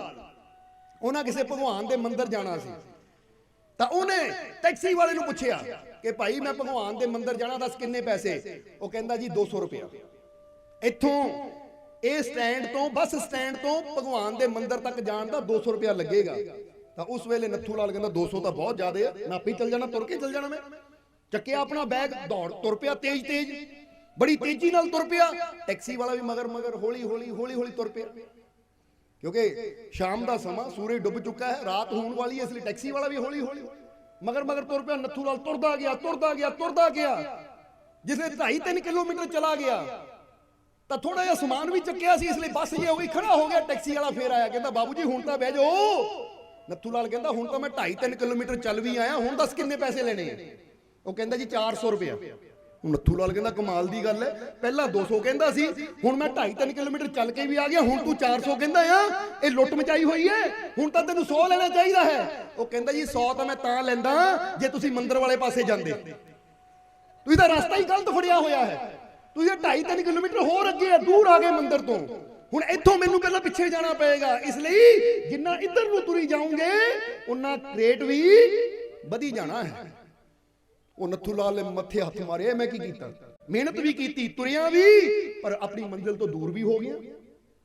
ਫਿਰ ਕਹਿੰਦੇ ਉਹ ਸਿਰ ਤੇ ਹੱਥ ਰੱਖ ਕੇ ਟੈਕਸੀ 'ਚ ਬਹਿ ਗਿਆ, ਭਾਈ 400 ਲੈ ਲਾ, ਮੰਜ਼ਿਲ ਤੇ ਪਹੁੰਚਾ। ਹੁਣ ਇਹ ਨੱਥੂ ਲਾਲ ਦੀ ਗੱਲ ਸੁਣ ਕੇ ਹਸੀ ਜ਼ਰੂਰ ਸਾਰਿਆਂ ਨੂੰ ਆਂਦੀ ਹੈ, ਪਰ ਤੁਸੀਂ ਸਾਰੇ ਨੱਥੂ ਲਾਲ ਤੋਂ ਘੱਟ ਨਹੀਂ ਹੋ, ਕੰਮ ਤੁਸੀਂ ਵੀ ਨੱਥੂ ਲਾਲ ਵਾਲਾ ਹੀ ਕਰਦੇ ਹੋ। ਤੁਹਾਡੀ ਮੰਜ਼ਿਲ ਕਿਹੜੀ ਹੈ, ਤਾਂ ਜਾ ਕਿੱਧਰਲੇ ਪਾਸੇ ਰਹੇ ਹੋ, ਮਿਹਨਤ ਕਿੱਧਰ ਕਰ ਰਹੇ ਹੋ, ਜ਼ਰਾ ਗੌਰ ਕਰਨਾ। ਇੱਕ ਬੰਦਾ ਸਾਰੀ ਜ਼ਿੰਦਗੀ ਮਿਹਨਤ ਕਰਦਾ ਹੈ, ਧਨ ਦੌਲਤ ਪਦਾਰਥ ਜੋੜ ਲੈਂਦਾ ਹੈ, ਪਰ ਮਰਨ ਲੱਗੇ ਪਤਾ ਲੱਗਦਾ ਇਹ ਤਾਂ ਮੇਰੀ ਮੰਜ਼ਿਲ ਹੀ ਨਹੀਂ ਸੀ, ਸਭ ਕੁਝ ਤਾਂ ਮੈਂ ਇੱਥੇ ਹੀ ਛੱਡ ਗਿਆ, ਉਹ ਮੇਰੀ ਮੰਜ਼ਿਲ ਤਾਂ ਪਰਮਾਤਮਾ ਸੀ, ਉਧਰ ਮੈਂ ਇੱਕ ਕਦਮ ਵੀ ਵਧਾਇਆ ਹੀ ਨਹੀਂ, ਮੇਰੀਆਂ ਸਾਰੀਆਂ ਕੋਸ਼ਿਸ਼ਾਂ ਤਾਂ ਮੈਨੂੰ ਪਰਮਾਤਮਾ ਤੋਂ ਦੂਰ ਕਰਦੀਆਂ ਰਹੀਆਂ। ਇਸੇ ਲਈ ਤਾਂ ਅਸੀਂ ਇੱਕ ਸ਼ੇਰ ਕਹੀਦਾ ਹੈ ਕਿ ਬਈ ਇਹ ਜਿਹੜੀ ਜ਼ਿੰਦਗੀ ਹੈ ਨਾ, ਇਹ ਤੇਰਾ ਜੀਵਨ ਜਿਹੜਾ ਹੈ, ਇਹਦੀ ਮੰਜ਼ਿਲ ਕੀ ਹੈ, ਕਿੱਧਰ ਹੈ, ਤਾਂ ਤੂੰ ਜਾ ਕਿੱਧਰ ਰਿਹਾ ਹੈ। जरा समझना सारे जी कि अनमोल तेरा जीवन, अनमोल तेरा जीवन यूं ही गवा रहा है, किस और तेरी मंजिल तू किस और जा रहा है। कि तेरी मंजिल किधर है, तो तू जांदा किहड़े पासे पिया है। जिद्दां पहले ही दसिया सी कि बंदे ने जाना जंडू सिंघे होवे तो मुंह लम्मे पिंड वल कीता होवे, तुर पवे तो जंडू सिंघे पहुंचना नहीं, तुरना है, मेहनत उन्हें करनी है, पर ओदी ओ मेहनत ओदी ओ कोशिश ओनू ओदी मंजिल तो दूर लेके जा रही है। अज तक तुसी भी सोचो कि बचपन तो लैके तुहाडा आ समा आ गया मेहनत करदियां नू, कोशिश करदियां नू, पर तुहाडी ये कोशिश ने तुहानू तुहाडी मंजिल दे नेड़े कीता या मंजिल तो दूर कीता। जरा सोच के देखो, ਅੱਜ ਅਸੀਂ ਪਦਾਰਥਾਂ ਦੇ ਪਿੱਛੇ, ਦੁਨੀਆ ਦੇ ਪਿੱਛੇ, ਸੰਸਾਰ ਦੇ ਪਿੱਛੇ ਝਗੜੇ ਕਰਦੇ ਆਂ, ਨਫ਼ਰਤ ਕਰਦੇ ਆਂ, ਵੈਰ ਵਿਰੋਧਤਾ ਰੱਖਦੇ ਆਂ। ਅਸੀਂ ਸੋਚਦੇ ਮੈਂ ਬੜਾ ਜ਼ੋਰ ਲਾ ਰਿਹਾ ਹਾਂ, ਮੈਂ ਬੜੀ ਮਿਹਨਤ ਕਰ ਰਿਹਾ ਹਾਂ, ਮੈਂ ਬੜੇ ਜ਼ੋਰ ਨਾਲ ਗੁੱਸਾ ਕਰਦਾ ਹਾਂ, ਬੜੇ ਜ਼ੋਰ ਨਾਲ ਚੀਜ਼ਾਂ ਨੂੰ ਬਚਾਉਣ ਦੀ ਕੋਸ਼ਿਸ਼ ਕਰਦਾ ਹਾਂ, ਪਰ ਉਹ ਸਾਡਾ ਸਾਰਾ ਜ਼ੋਰ ਲਾਇਆ ਸਾਨੂੰ ਸਾਡੀ ਮੰਜ਼ਿਲ ਤੋਂ ਹੀ ਦੂਰ ਕਰ ਦਿੰਦਾ ਹੈ। ਇਸ ਲਈ ਮੰਜ਼ਿਲ ਸਾਡੀ ਕਿਸ ਤਰਫ ਹੈ, ਪਰਮਾਤਮਾ ਨੇ ਜੀਵਨ ਸਾਨੂੰ ਕਿਸ ਵਾਸਤੇ ਦਿੱਤਾ ਹੈ, ਜਰਾ ਸੋਚ ਕੇ ਦੇਖੋ। आंदा कि नहीं, गुरुआं ने वचन कीते है कि भज गोविंद भूल मत जाहा, मानुष जन्म का यह लाहा। कि गोविंद नू भज, परमात्मा दा सिमरन कर, ये लाहा है। लाहे दा मतलब हुंदा ये अवसर है, ये मौका है। जिद्दां बंदा कहंदा ना फ्री दा लंगर लगा, लाहा जिन्ना खाना खा लो, हुंदा भी इदां ही है। भुख ना भी होवे तां भी बंदा रोक के खांदा ही, बोलो हुंदा कि नहीं इदां? तुसीं भी कदी खादा होएगा कि रास्ते किते लग्या होया लंगर, लगी हुई है छबील, भुख नहीं है, पर यार छोले पूड़ियां चलो खा के चलदे, जांदा की अपना फ्री च मिलदा। हुण लंगर नूं फ्री च खाण नूं तैयार है असीं, होर हर चीज़ दा लाहा लैण नूं तैयार है, पर जिहड़ा लाहा लैण वास्ते सानूं इह मनुखा यूनी मिली है, जिहड़ा लाहा लैण वास्ते सानूं मनुखा जन्म मिलिया, ओह लाहा कदी असीं लिया ही नहीं। इस लई तां गुरु कहंदे है कि भज गोविंद, कि ओह परमात्मा नूं भज, ਉਹ ਪਰਮਾਤਮਾ ਦਾ ਸਿਮਰਨ ਕਰ, ਉਹ ਪਰਮਾਤਮਾ ਦੀ ਤਰਫ ਆਪਣਾ ਧਿਆਨ ਦੇ, ਭੂਲ ਮਤ ਜਾ, ਕਿ ਉਹਨੂੰ ਭੁੱਲ ਨਾ।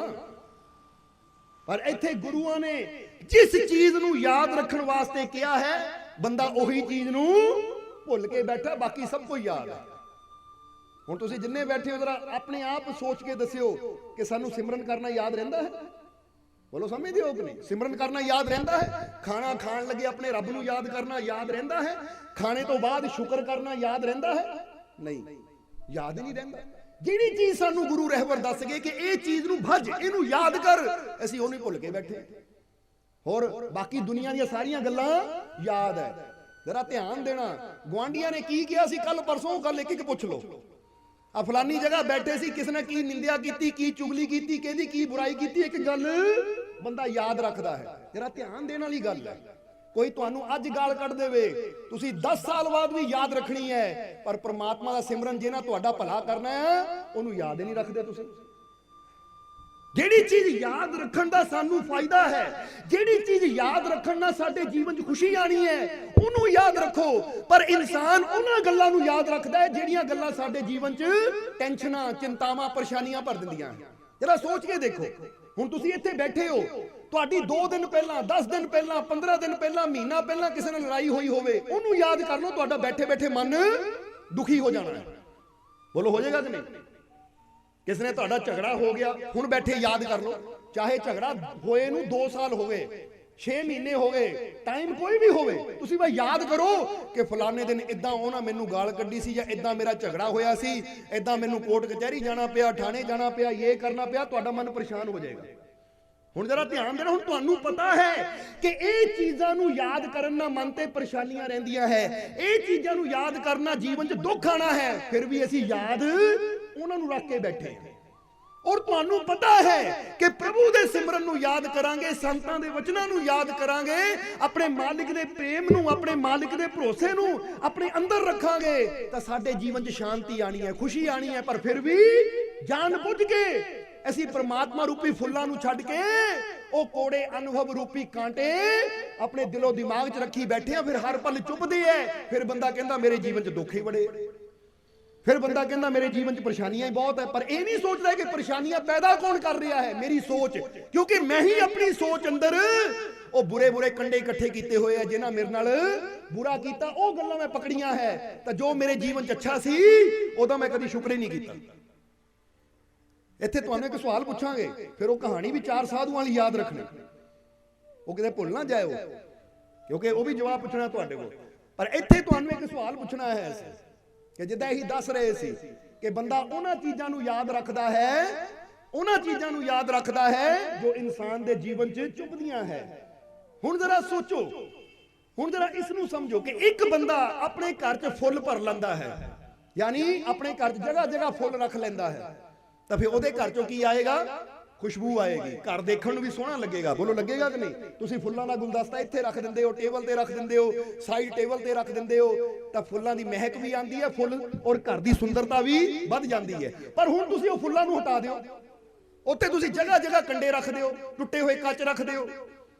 ਹੁਣ ਜਗ੍ਹਾ ਜਗ੍ਹਾ ਕੰਡੇ ਰੱਖਦੇ ਹੋ ਜਾਂ ਟੁੱਟੇ ਹੋਏ ਕਾਂਚ ਦੇ ਟੁਕੜੇ ਰੱਖਦੇ ਹੋ ਜਗ੍ਹਾ ਜਗ੍ਹਾ ਵਿੱਚ, ਤਾਂ ਹੁਣ ਕੀ ਹੋਏਗਾ? ਘਰ ਉਹੀ ਹੈ, ਪਰ ਹੁਣ ਹਰ ਵੇਲੇ ਖਤਰਾ ਰਹੇਗਾ ਕਿਤੇ ਕੰਡਾ ਚੁੱਭ ਨਾ ਜਾਵੇ, ਹਰ ਵੇਲੇ ਡਰ ਰਹੇਗਾ ਕਿ ਕਿਤੇ ਇੱਥੇ ਨਾ ਕੰਡਾ ਲੱਗ ਜਾਵੇ।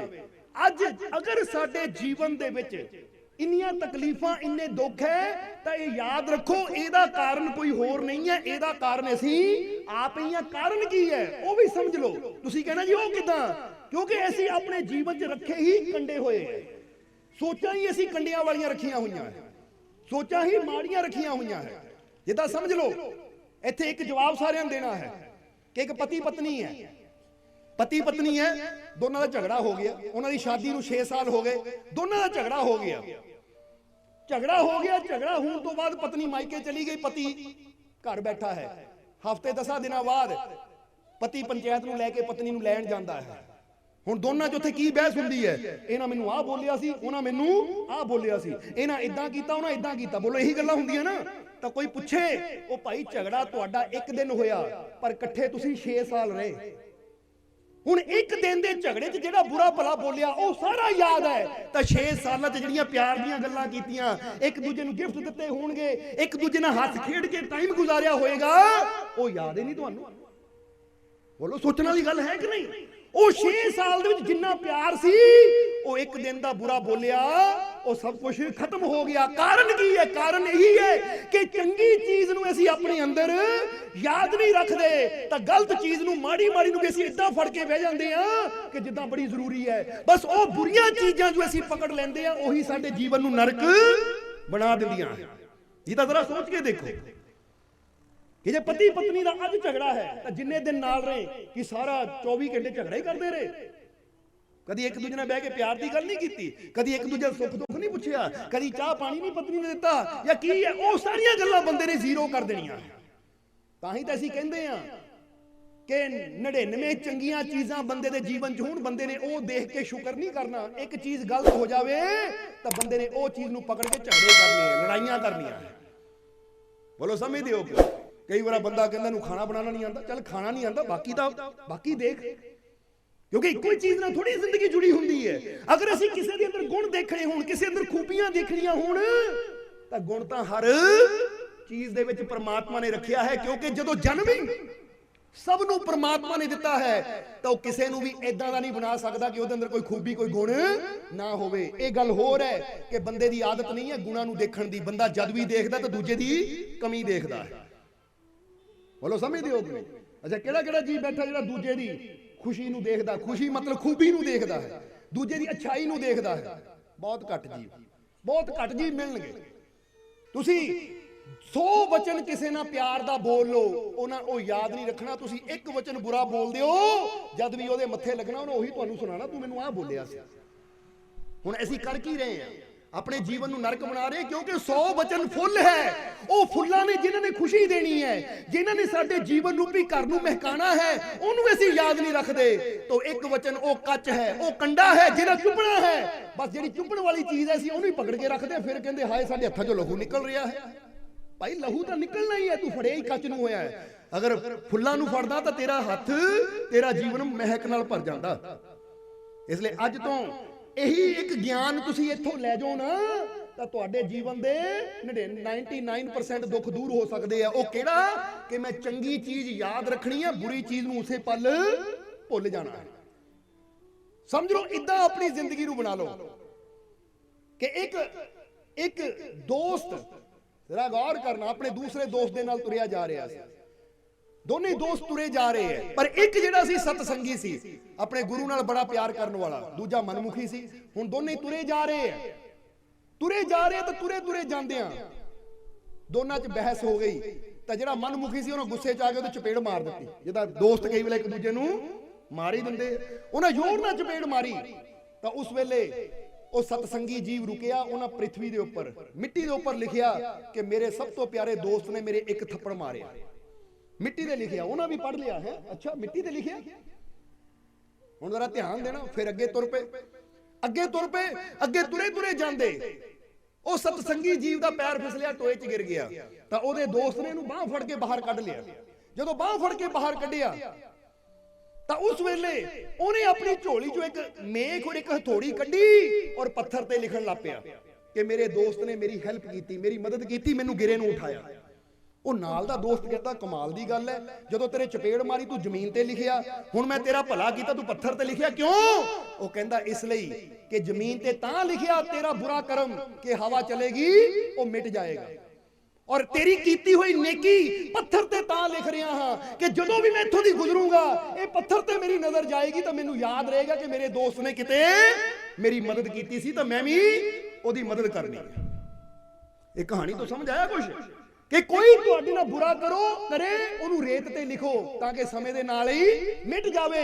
ਕੋਈ ਤੁਹਾਡੇ ਨਾਲ ਅੱਛਾ ਕਰੇ ਤੁਹਾਨੂੰ ਪੱਥਰ ਤੇ ਲਿਖ ਦਿਓ ਜਿਹੜਾ ਕਦੀ ਮਿਟੀ ਨਾ ਪਾਵੇ। ਫਿਰ ਤੁਹਾਡੇ ਜੀਵਨ 'ਚ ਖੁਸ਼ੀ ਰਹੇਗੀ, ਫਿਰ ਤੁਹਾਡੇ ਜੀਵਨ 'ਚ ਆਨੰਦ ਰਹੇਗਾ, ਫਿਰ ਤੁਹਾਡੇ ਜੀਵਨ 'ਚ ਸ਼ਾਂਤੀ ਰਹੇਗੀ। ਇਸ ਲਈ ਇਹ ਨਾ ਸੋਚੋ ਸ਼ਾਂਤੀ ਕਿਤੋਂ ਬਾਹਰੋਂ ਆਣੀ ਹੈ। ਜਿੱਦਾਂ ਅਸੀਂ ਕਈ ਵਾਰ ਦੱਸੀਦਾ ਹੈ ਕਿ ਬੰਦਾ ਸ਼ਾਂਤੀ ਦਾ ਇੰਤਜ਼ਾਰ ਕਰ ਰਿਹਾ, ਉਹ ਰੁਕ ਗਿਆ ਟੈਂਪੂ, ਉਹ ਉਤਰੀ ਸ਼ਾਂਤੀ ਆ ਗਈ।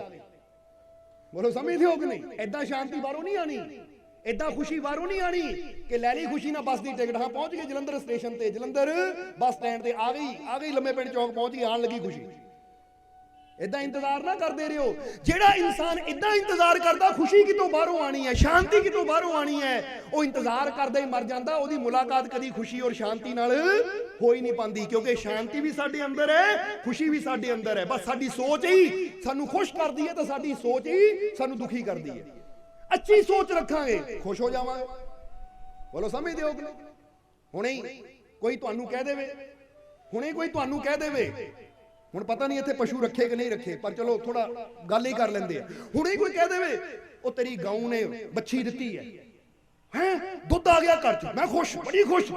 ਉਹ ਤੇਰੀ ਗਊ ਨੇ ਬੱਚੀ ਦਿੱਤੀ, ਮਰ ਗਈ, ਹਾਏ ਮਰ ਗਈ, ਹਾਏ ਮਰ ਗਈ। ਹੁਣ ਦੋ ਹੀ ਸ਼ਬਦ ਹੈ, ਇੱਕ ਅੱਛੀ ਖਬਰ, ਅੱਛੀ ਸੋਚ, ਖੁਸ਼ੀ ਆ ਗਈ, ਇੱਕ ਬੁਰੀ ਖਬਰ, ਕੀ ਆ ਗਿਆ? ਦੁੱਖ, ਗਮ। ਹੁਣ ਦੁੱਖ ਕਿੱਥੇ ਹੈ? ਅੰਦਰ ਹੀ ਸੀ। ਖੁਸ਼ੀ ਕਿੱਥੇ ਹੈ? ਅੰਦਰ ਹੀ ਸੀ। ਹੁਣ ਸਭ ਕੁਝ ਸਾਡੇ ਅੰਦਰ ਹੈ, ਬਸ ਅਸੀਂ ਪ੍ਰਗਟ ਕਿਹਨੂੰ ਕਰਨਾ ਹੈ। ਉਦਾਂ ਦੀ ਸੋਚ ਰੱਖੋ ਕਿ ਉਹ ਪ੍ਰਗਟ ਹੋ ਸਕੇ। ਹੁਣ ਜਿਹੜਾ ਪੋਜ਼ਿਟਿਵ ਸੋਚ ਵਾਲਾ ਹੋਏਗਾ ਉਹ ਕੀ ਕਹੇਗਾ? ਯਾਰ ਦੁੱਖ ਕਾਦਾ, ਜਿਹਨੇ ਜਨਮ ਦਿੱਤਾ ਸੀ ਜੇ ਲੈ ਗਿਆ ਤਾਂ ਉਹਦਾ ਸੀ, ਉਹ ਲੈ ਗਿਆ, ਮੈਂ ਕੀ ਕਰ ਸਕਦਾ? ਨਾ ਜਨਮ ਮੇਰੇ ਹੱਥ 'ਚ ਤਾਂ ਨਾ ਹੀ ਮ੍ਰਿਤਿੂ ਮੇਰੇ ਹੱਥ 'ਚ। ਸ਼ੁਕਰ ਹੈ ਉਹਦਾ, ਕੱਲੇ ਆਏ ਨਾਨਕਾ ਸੱਦੇ ਉੱਠ ਜਾਹੀ। ਹੁਣ ਮੈਂ ਦੁੱਖ ਕਿਉਂ ਮਨਾਵਾਂ? ਹੁਣ ਜਿਹੜਾ ਇੰਨੇ ਪੁਆਇੰਟ ਨੂੰ ਸਮਝ ਲੈਂਦਾ ਹੈ ਕਿ ਕੋਈ ਵੀ ਚੀਜ਼ ਆਂਦੀ ਹੈ ਜਾਂਦੀ ਹੈ, ਇਹ ਸੰਸਾਰ ਦਾ ਨਿਯਮ ਹੈ, ਉਹਦੇ ਨਾਲ ਮੈਂ ਆਪਣੀ ਖੁਸ਼ੀ ਨੂੰ ਜੋੜ ਕੇ ਆਪਣੇ ਖੁਸ਼ੀ ਨੂੰ ਖਤਮ ਕਿਉਂ ਕਰਾਂ, ਆਪਣੇ ਜੀਵਨ ਨੂੰ ਦੁੱਖਾਂ ਨਾਲ ਕਿਉਂ ਭਰਾਂ। ਇਸੇ ਲਈ ਤਾਂ ਗੁਰੂਆਂ ਨੇ ਕਿਹਾ ਹਰ ਹਾਲ ਵਿੱਚ ਉਹਦੇ ਭਾਣੇ ਨੂੰ ਮਿੱਠਾ ਮੰਨ ਕੇ ਚੱਲ, ਤਾਂ ਤੇਰਾ ਜੀਵਨ ਸਦਾ ਆਨੰਦ ਨਾਲ ਭਰਪੂਰ ਰਹੇਗਾ।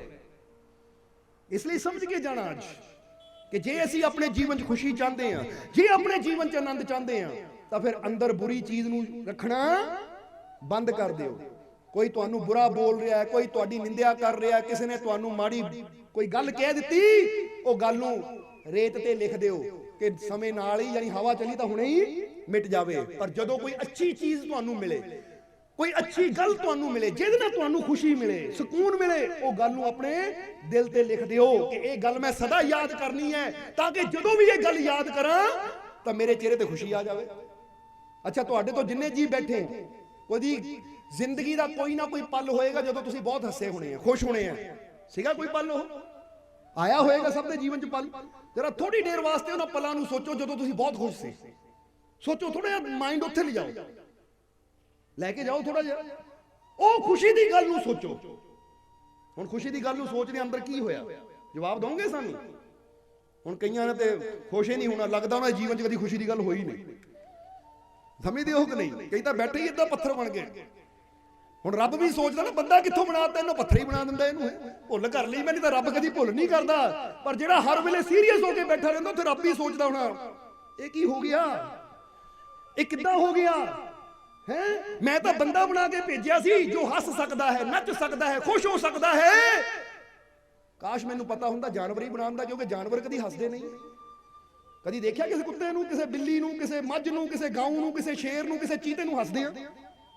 ਔਰ ਜਿਹੜਾ ਬੰਦਾ ਨਾ ਹੱਸੇ, ਸ਼ੱਕ ਹੁੰਦਾ ਸਾਨੂੰ ਥੋੜਾ ਜਿਹਾ ਕਿ ਇਹ ਬੰਦਾ ਹੀ ਹੈ। ਬੋਲੋ, ਸਮਝਦੇ ਹੋ ਕਿ ਨਹੀਂ? ਬੰਦਾ ਹੀ ਹੈ ਜਾਂ ਕੀ ਹੈ ਇਹ? ਕਿਉਂਕਿ ਜੇ ਬੰਦਾ ਹੁੰਦਾ ਤਾਂ ਚਿਹਰੇ ਤੇ ਸਮਾਈਲ ਵੀ ਜ਼ਰੂਰ ਹੁੰਦੀ। ਕਿਤੇ ਲੱਗਦਾ ਬੰਦੇ ਦੇ ਭੇਸ਼ ਕੁਝ ਹੋਰ ਹੀ ਆ ਗਿਆ। ਜਰਾ ਸਮਝਣਾ ਸਾਰੇ ਜੀ, ਕਿਉਂਕਿ ਰੱਬ ਨੇ ਇਹੀ ਤਾਂ ਇੱਕ ਮਨੁੱਖ ਨੂੰ ਕਲਾ ਦਿੱਤੀ ਹੋਈ ਹੈ। ਨਹੀਂ ਤਾਂ ਸੋਚ ਕੇ ਦੇਖੋ, ਇਹ ਚੀਜ਼ ਤੇ ਵੀ ਥੋੜਾ ਜਿਹਾ ਵਿਚਾਰ ਕਰੋ, ਕਿਉਂਕਿ ਵਿਚਾਰ ਕਰੀਏ ਤਾਂ ਬਹੁਤ ਕੁਝ ਸਮਝ ਆਉਂਦੀ ਹੈ। ਇਸ ਲਈ ਵਿਚਾਰ ਕੀ ਕਰਨਾ? ਕਿਸੇ ਪੰਛੀ ਨੂੰ, ਕਿਸੇ ਜਾਨਵਰ ਨੂੰ ਹੱਸਦਿਆਂ ਦੇਖਿਆ ਤੁਸੀਂ? ਕਦੀ ਦੇਖਿਆ ਹੱਸਦੇ? ਕਦੀ ਦੇਖਿਆ? ਕੋਈ ਇੱਕ ਹੈ। ਔਰ ਯਾਦ ਰੱਖੋ, ਜੇ ਕਿਤੇ ਰਸਤੇ 'ਚ ਮੱਝ ਹੱਸਦੀ ਮਿਲ ਜਾਵੇ ਨਾ ਤੁਹਾਨੂੰ, ਤੁਸੀਂ ਪਾਗਲ ਹੋ ਜਾਣਾ ਹੈ, ਕਹਿਣਾ ਭੂਤ ਆ ਗਿਆ, ਤਾਂ ਮੱਝ ਕਿੱਦਾਂ ਹੱਸ ਸਕਦੀ ਹੈ? ਇਹ ਤਾਂ ਹੋ ਹੀ ਨਹੀਂ ਸਕਦਾ, ਪਸ਼ੂ ਹੱਸਦਾ ਪਿਆ। ਜਰਾ ਗੌਰ ਕਰਨਾ। ਇਸ ਲਈ ਜਾਨਵਰ ਕਦੀ ਨਹੀਂ ਹੱਸਣਗੇ, ਪੰਛੀ ਕਦੀ ਨਹੀਂ ਹੱਸਣਗੇ। ਇਹ ਹੱਸਣ ਦੀ ਕਲਾ, ਖੁਸ਼ ਹੋਣ ਦੀ ਕਲਾ, ਆਨੰਦਿਤ ਹੋਣ ਦੀ ਕਲਾ ਬੰਦੇ ਨੂੰ ਰੱਬ ਨੇ ਸਪੈਸ਼ਲ ਦਿੱਤੀ ਹੋਈ ਹੈ। ਤੁਸੀਂ ਹੱਸ ਵੀ ਸਕਦੇ ਹੋ, ਤੁਸੀਂ ਰੋ ਵੀ ਸਕਦੇ ਹੋ। ਹਾਂ, ਜਾਨਵਰ ਵੀ ਕਦੀ ਕਦੀ ਰੋ ਲੈਂਦੇ, ਉਹਨਾਂ ਦੀ ਅੱਖਾਂ 'ਚ ਵੀ ਪਾਣੀ ਕਦੀ ਕਦੀ ਆ ਜਾਂਦਾ, ਪਰ ਹਸੀ ਸਿਰਫ ਬੰਦੇ ਅੰਦਰ ਹੀ ਗੁਣ ਹੈ। ਇਸ ਲਈ ਇਹ ਸਪੈਸ਼ਲ ਗੁਣ ਹੈ ਤੁਹਾਡੇ ਅੰਦਰ। ਔਰ ਜੇ ਇਹ ਗੁਣ ਤੁਹਾਡੇ ਅੰਦਰ ਸਪੈਸ਼ਲ ਹੈ ਤਾਂ ਇਹ ਗੁਣ ਨੂੰ ਸਦਾ ਪਕੜ ਕੇ ਰੱਖੋ ਕਿ ਇਹੀ ਤਾਂ ਮੇਰੇ ਅੰਦਰ ਸਪੈਸ਼ਲ ਹੈ। ਜਿਹਦਾ ਇੱਕ ਰੈਸਟੋਰੈਂਟ 'ਚ ਹੁੰਦਾ ਨਾ, ਇੱਕ ਰੈਸਟੋਰੈਂਟ 'ਚ ਕੁੱਕ ਹੁੰਦਾ ਹੈ ਕਿ ਮੈਂ ਸਪੈਸ਼ਲ ਖੀਰ ਬਣਾਉਂਦਾ ਹਾਂ, ਮੈਂ ਸਪੈਸ਼ਲ ਦਾਲ ਬਣਾਉਂਦਾ ਹਾਂ, ਤਾਂ ਰੈਸਟੋਰੈਂਟ ਵਾਲੇ ਕਹਿੰਦੇ ਭਾਈ ਜੇ ਸਪੈਸ਼ਲ ਦਾਲ ਬਣਾਉਂਦਾ, ਸਪੈਸ਼ਲ ਗੁਣ ਹੀ ਤੇਰਾ ਰਹਿਣਾ ਚਾਹੀਦਾ, ਕਿਉਂਕਿ ਇਹਦੇ ਕਰਕੇ ਹੀ ਤੂੰ ਸਾਡੇ ਵਾਸਤੇ ਸਪੈਸ਼ਲ ਹੈ। ਤਾਂ ਜੇ ਉਹ ਦਾਲ ਬਣਾਣੀ ਭੁੱਲ ਜਾਵੇ ਤਾਂ ਸਪੈਸ਼ਲ ਰਹਿ ਗਿਆ, ਖੀਰ ਬਣਾਣੀ ਭੁੱਲ ਜਾਵੇ ਸਪੈਸ਼ਲ ਰਹਿ ਗਿਆ। ਤੁਸੀਂ ਸਪੈਸ਼ਲ ਹੋ ਇਹ ਦੁਨੀਆ ਤੇ ਕਿਉਂਕਿ ਤੁਸੀਂ ਹੱਸ ਸਕਦੇ ਹੋ, ਤਾਂ ਜੇ ਤੁਸੀਂ ਹੱਸਣਾ ਹੀ ਭੁੱਲ ਗਏ ਤਾਂ ਤੁਸੀਂ ਸਪੈਸ਼ਲ ਰਹਿ ਗਏ ਸਪੈਸ਼ਲ। ਫਿਰ ਤਾਂ ਤੁਸੀਂ ਵੀ ਜਾਨਵਰਾਂ ਵਾਲੇ ਹੋ ਗਏ, ਫਿਰ ਤਾਂ ਜਾਨਵਰ ਔਰ ਇਨਸਾਨ 'ਚ ਫਰਕ ਹੀ ਰਹਿ ਗਿਆ, ਫਿਰ ਪਸ਼ੂਆਂ ਔਰ ਬੰਦੇ 'ਚ ਫਰਕ ਹੀ ਰਹਿ ਗਿਆ। ਨਾ ਉਹ ਹੱਸ ਸਕਦਾ, ਨਾ ਬੰਦਾ ਹੱਸਦਾ ਹੈ। ਇਸ ਲਈ ਹੁਣ ਅਸੀਂ ਕਿਹਾ ਕਿ ਥੋੜੀ ਦੇਰ ਵਾਸਤੇ ਉਹ ਗੱਲ ਯਾਦ ਕਰੋ ਜਦੋਂ ਤੁਹਾਡੇ ਜੀਵਨ 'ਚ ਖੁਸ਼ੀ ਹੋਵੇ, ਤਾਂ ਸਾਨੂੰ ਪੂਰਾ ਯਕੀਨ ਹੈ ਕਿ ਜਿੱਦਾਂ ਹੀ ਤੁਸੀਂ ਉਹ ਚੀਜ਼ ਬਾਰੇ ਸੋਚਿਆ ਹੋਵੇਗਾ, ਅੰਦਰ ਇੱਕ ਖੁਸ਼ੀ ਆਈ ਹੋਏਗੀ ਕਿ ਨਹੀਂ? ਆਈ ਹੈ ਕਿ ਨਹੀਂ? ਕਿ ਜਦੋਂ ਹੀ ਅਸੀਂ ਖੁਸ਼ੀ ਦੀ ਗੱਲ ਸੋਚਦੇ ਹਾਂ ਤਾਂ ਸਾਡਾ ਅੰਦਰੋਂ ਖੁਸ਼ੀ ਨਾਲ ਭਰ ਜਾਂਦਾ ਹੈ। ਤਾਂ ਜੇ ਹੁਣੇ ਤੁਸੀਂ ਸੋਚੋ ਕੋਈ ਦੁੱਖ ਦੀ ਗੱਲ, ਤਾਂ ਤੁਹਾਡਾ ਦਿਲ ਦੁਖੀ ਹੋ ਜਾਣਾ ਹੈ। ਹੁਣ ਤੁਸੀਂ ਕਹਿੰਦੇ ਹੋ ਸਾਨੂੰ ਜੀਵਨ 'ਚ ਖੁਸ਼ੀ ਚਾਹੀਦੀ ਹੈ, ਸਾਨੂੰ ਜੀਵਨ 'ਚ ਆਨੰਦ ਚਾਹੀਦਾ ਹੈ, ਤੇ ਇਹੀ ਤੇ ਇੱਕ ਕਲਾ ਹੈ। ਜੇ ਜੀਵਨ 'ਚ ਆਨੰਦ ਚਾਹੀਦਾ ਹੈ, ਫਿਰ ਦੁੱਖਾਂ ਵਾਲੀ ਗੱਲ ਸੋਚਦੇ ਹੀ ਕਿਉਂ ਹੋ? ਫਿਰ ਸੋਚਦੇ ਹੀ ਕਿਉਂ? ਬੁਰੀਆਂ ਚੀਜ਼ਾਂ ਨੂੰ ਆਪਣੇ ਅੰਦਰ ਰੱਖਦੇ ਹੀ ਕਿਉਂ? ਹੁਣ ਬੰਦਾ ਕਹਿੰਦਾ ਮੈਨੂੰ ਆਪਣੇ ਗਲਾਸ ਵਿੱਚ ਸ਼ਰਬਤ ਚਾਹੀਦਾ ਹੈ। ਭਾਈ ਜੇ ਸ਼ਰਬਤ ਚਾਹੀਦਾ ਤਾਂ ਕੂੜਾ ਕਾਹਨੂੰ ਪਾ ਰਹੇ ਆ, ਉਹਦੇ ਚ ਸ਼ਰਬਤ ਪਾ ਤਾਂ ਸ਼ਰਬਤ ਹੀ ਨਿਕਲੇਗਾ। ਇਸੇ ਤਰ੍ਹਾਂ ਆਪਣੇ ਅੰਦਰ ਅੱਛੇ ਵਿਚਾਰ ਪਾਈਏ, ਖੁਸ਼ੀ ਦੇ ਵਿਚਾਰ ਪਾਈਏ, ਸੰਤਾਂ ਮਹਾਪੁਰਸ਼ਾਂ ਦੇ ਵਚਨ ਪਾਈਏ, ਉਹਨਾਂ ਦਾ ਵਿਸ਼ਵਾਸ ਪਾਈਏ ਤਾਂ ਸਾਡੇ ਜੀਵਨ 'ਚ ਵੀ ਖੁਸ਼ੀ ਹੋਏਗੀ। ਤਾਂ ਜੇ ਅਸੀਂ ਉਹ ਨਿੰਦਿਆ ਨੂੰ ਸੁਣ ਕੇ ਉਹੀ ਲੈ ਕੇ ਬੈਠੇ ਰਹੀਏ, ਫਲਾਣੇ ਨੇ ਮੇਰੀ ਨਿੰਦਿਆ ਕੀਤੀ, ਫਲਾਣੇ ਨੇ ਮੈਨੂੰ ਬੁਰਾ ਬੋਲਿਆ, ਉਹਨਾਂ ਮੈਨੂੰ ਗਾਲ ਕੱਢੀ, ਉਹਨਾਂ ਮੇਰੇ ਨਾਲ ਮਾੜਾ ਕੀਤਾ, ਹੁਣ ਮਾੜੀਆਂ ਚੀਜ਼ਾਂ ਯਾਦ ਰੱਖਾਂਗੇ ਤਾਂ ਚੰਗੀ ਚੀਜ਼ ਅੰਦਰੋਂ ਕਦੀ ਨਿਕਲੇਗੀ ਨਹੀਂ। ਫਿਰ ਤਾਂ ਅਸੀਂ ਮਾੜੀ ਚੀਜ਼ਾਂ ਨਾਲ ਹੀ ਭਰ ਜਾਵਾਂਗੇ, ਔਰ ਜਿੱਥੇ ਮਾੜੀ ਚੀਜ਼ ਹੈ ਉੱਥੇ ਖੁਸ਼ੀ ਕਦੀ ਹੋ ਹੀ ਨਹੀਂ ਸਕਦੀ। ਸਮਝ ਆ ਰਹੀ ਹੈ कि नहीं? इसलिए अनमोल तेरा जीवन यूं ही गवा रहा है, किस और तेरी मंजिल तू किस और जा रहा है। मंजिल साडी परमानंद है, मंजिल साडी परमात्मा है। तो जा किधर रहे हैं ਅਸੀਂ? जा रहे हैं दुखों की तरफ, जा रहे हैं ਇਹ ਜ਼ਿੰਦਗੀ ਦੀ ਬਰਬਾਦੀ ਤਰਫ, ਕਿਉਂਕਿ ਇਨਸਾਨ ਉਸ ਮਾਰਗ ਤੇ ਤੁਰਿਆ ਜਿੱਥੇ ਜੀਵਨ ਬਰਬਾਦ ਹੁੰਦਾ ਜਾ ਰਿਹਾ ਹੈ। ਇਹਦਾ ਸੋਚ ਕੇ ਦੇਖੋ, ਬਚਪਨ 'ਚ ਤੁਸੀਂ ਕਿੰਨੇ ਸੁਖੀ ਸੀ, ਕਿੰਨੇ ਆਨੰਦਿਤ ਸੀ, ਪਰ ਜਿੱਦਾਂ ਜਿੱਦਾਂ ਉਮਰ ਵਧੀ ਆਨੰਦ ਘਟਦਾ ਗਿਆ ਤਾਂ ਟੈਨਸ਼ਨਾਂ ਵੱਧਦੀਆਂ ਗਈਆਂ।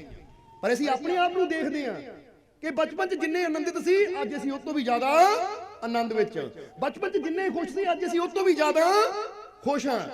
ਬੇਸ਼ੱਕ ਇੱਥੇ ਪੰਡਾਲ ਭਰਿਆ ਤਾਂ ਵੀ ਖੁਸ਼ ਹਾਂ, ਬੇਸ਼ੱਕ ਅਸੀਂ ਇਕੱਲੇ ਬੈਠੇ ਹੋਏ ਤਾਂ ਵੀ ਖੁਸ਼ ਹਾਂ, ਕਿਉਂਕਿ ਆਨੰਦ ਸਾਡੇ ਅੰਦਰ ਹੈ।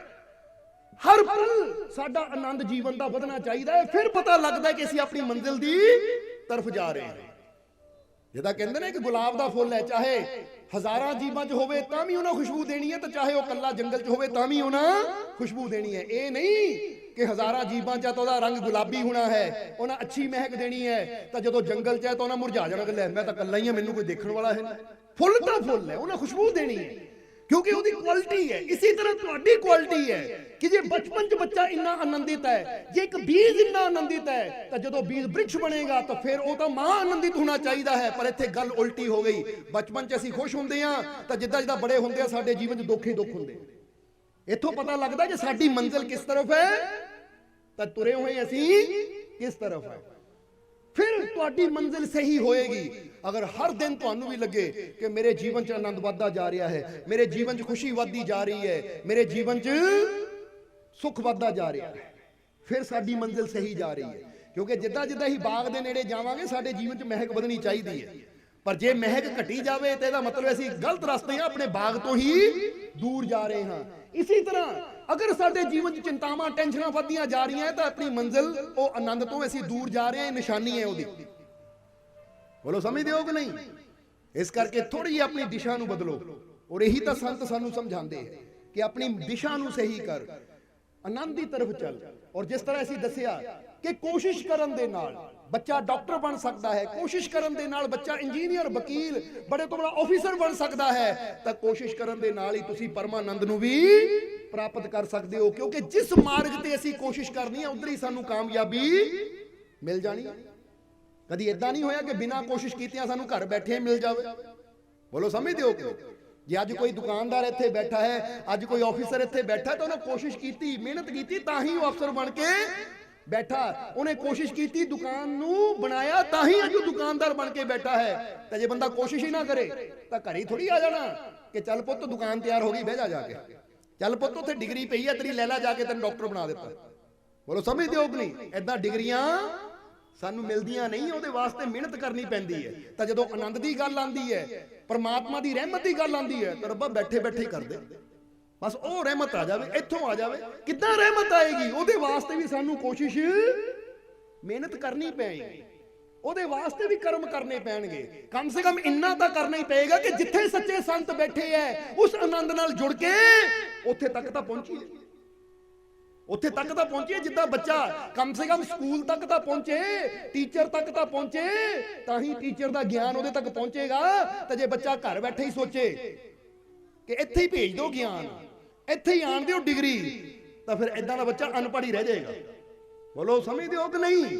ਇਸ ਲਈ ਵਕਤ ਕੱਢ ਕੇ ਜਦੋਂ ਸਤਸੰਗ ਨਾਲ ਜੁੜਦੇ ਆ, ਸਿਮਰਨ ਦੇ ਨਾਲ ਜੁੜਦੇ ਆ, ਸੰਤਾਂ ਦੀ ਸੰਗਤ ਵਿੱਚ ਜਾਂਦੇ ਆ, ਤਾਂ ਫਿਰ ਸਾਡੇ ਵਾਸਤੇ ਉਹ ਗਿਆਨ ਦੇ ਦੁਆਰ ਖੁੱਲਦੇ ਆ, ਫਿਰ ਸਾਡੇ ਵਾਸਤੇ ਉਹ ਆਨੰਦ ਦੇ ਦੁਆਰ ਖੁੱਲਦੇ ਆ, ਔਰ ਸਾਡੇ ਜੀਵਨ 'ਚ ਖੁਸ਼ੀ ਆਉਂਦੀ ਹੈ, ਸਾਡੇ ਜੀਵਨ 'ਚ ਸ਼ਾਂਤੀ ਆਉਂਦੀ ਹੈ। ਇਸ ਲਈ ਸਮਝਣਾ ਜ਼ਰਾ ਸਾਰੇ। ਔਰ ਇੱਧਰ ਅਸੀਂ ਦੱਸ ਰਹੇ ਸੀ 4 ਸਾਧੂ। ਹੁਣ ਆ ਜਾਈਏ ਜਰਾ 4 ਸਾਧੂਆਂ ਤੇ। ਕਹਾਣੀ ਭੁੱਲ ਤਾਂ ਨਹੀਂ ਗਏ? ਪਹਿਲਾ ਸਾਧੂ ਕਿਹੜਾ ਸੀ? ਜਰਾ ਦੇਖੀਏ, ਯਾਦ ਹੈ ਤੁਹਾਨੂੰ? ਪਹਿਲਾ ਸਾਧੂ ਕਿਹੜਾ ਸੀ? ਹਾਂ ਫਿਰ ਠੀਕ ਹੈ। ਪਹਿਲਾ ਸਾਧੂ ਸੀ ਸਫਲਤਾ, ਉਹ ਕਹਿੰਦਾ ਮੈਂ ਸਫਲਤਾ ਦਾ ਦੇਵਤਾ ਹਾਂ। ਦੂਜਾ ਸਾਧੂ ਕਿਹੜਾ ਸੀ? ਧਨ। ਚਲੋ ਗਿਆਨ ਵੀ ਵਿੱਚ ਹੈ ਪਰ ਉਹ ਅੱਗੇ ਹੈ ਨਾ, ਤੁਸੀਂ ਤੀਜੇ ਨੂੰ ਦੂਜਾ ਬਣਾਤਾ। ਦੂਸਰਾ ਸਾਧੂ ਕਹਿੰਦਾ ਮੈਂ ਧਨ ਦਾ ਦੇਵਤਾ ਹਾਂ। ਤੀਸਰਾ ਸਾਧੂ ਕਹਿੰਦਾ ਮੈਂ ਗਿਆਨ ਦਾ ਦੇਵਤਾ ਹਾਂ। ਚੌਥਾ ਸਾਧੂ ਕਹਿੰਦਾ ਮੈਂ ਪ੍ਰੇਮ ਦਾ ਦੇਵਤਾ ਹਾਂ। ਯਾਨੀ 4 ਸਾਧੂ ਉਹਦੇ ਦਰਵਾਜ਼ੇ ਤੇ ਖੜੇ ਹੈ, ਆਪਣੀ ਆਪਣੀ ਦੱਸ ਦਿੱਤੀ ਪਹਿਚਾਨ। ਇੱਕ ਕਹਿੰਦਾ ਮੈਂ ਸਫਲਤਾ, ਦੂਜੇ ਨੇ ਕਿਹਾ ਮੈਂ ਧਨ, ਤੀਜੇ ਨੇ ਕਿਹਾ ਮੈਂ ਗਿਆਨ, ਚੌਥੇ ਨੇ ਕਿਹਾ ਮੈਂ ਪ੍ਰੇਮ। ਸੁਣਦੇ ਸਾਰੀ ਉਹ ਆਦਮੀ ਨੇ ਹੱਥ ਜੋੜ ਲਏ। ਔਰ ਜਿੱਦਾਂ ਹੀ ਦੱਸਿਆ ਕਿ ਪ੍ਰਮਾਤਮਾ ਜਦ ਵੀ ਆਂਦਾ ਹੈ ਸੰਤਾਂ ਦੇ ਰੂਪ 'ਚ ਸਾਨੂੰ ਗਿਆਨ ਦੇਣ ਆਂਦਾ ਹੈ। ਹੁਣ ਸਾਨੂੰ ਪਿਆਸ ਲੱਗੀ ਹੈ, ਇਹੀ ਕਹਿੰਦੇ ਰੱਬਾ ਸਾਡੀ ਪਿਆਸ ਬੁਝਾ। ਹੁਣ ਰੱਬ ਨੇ ਆਪ ਨਹੀਂ ਆ ਕੇ ਬੁਝਾਣੀ, ਪਾਣੀ ਦੇ ਦਿੱਤਾ ਉਸਨੇ।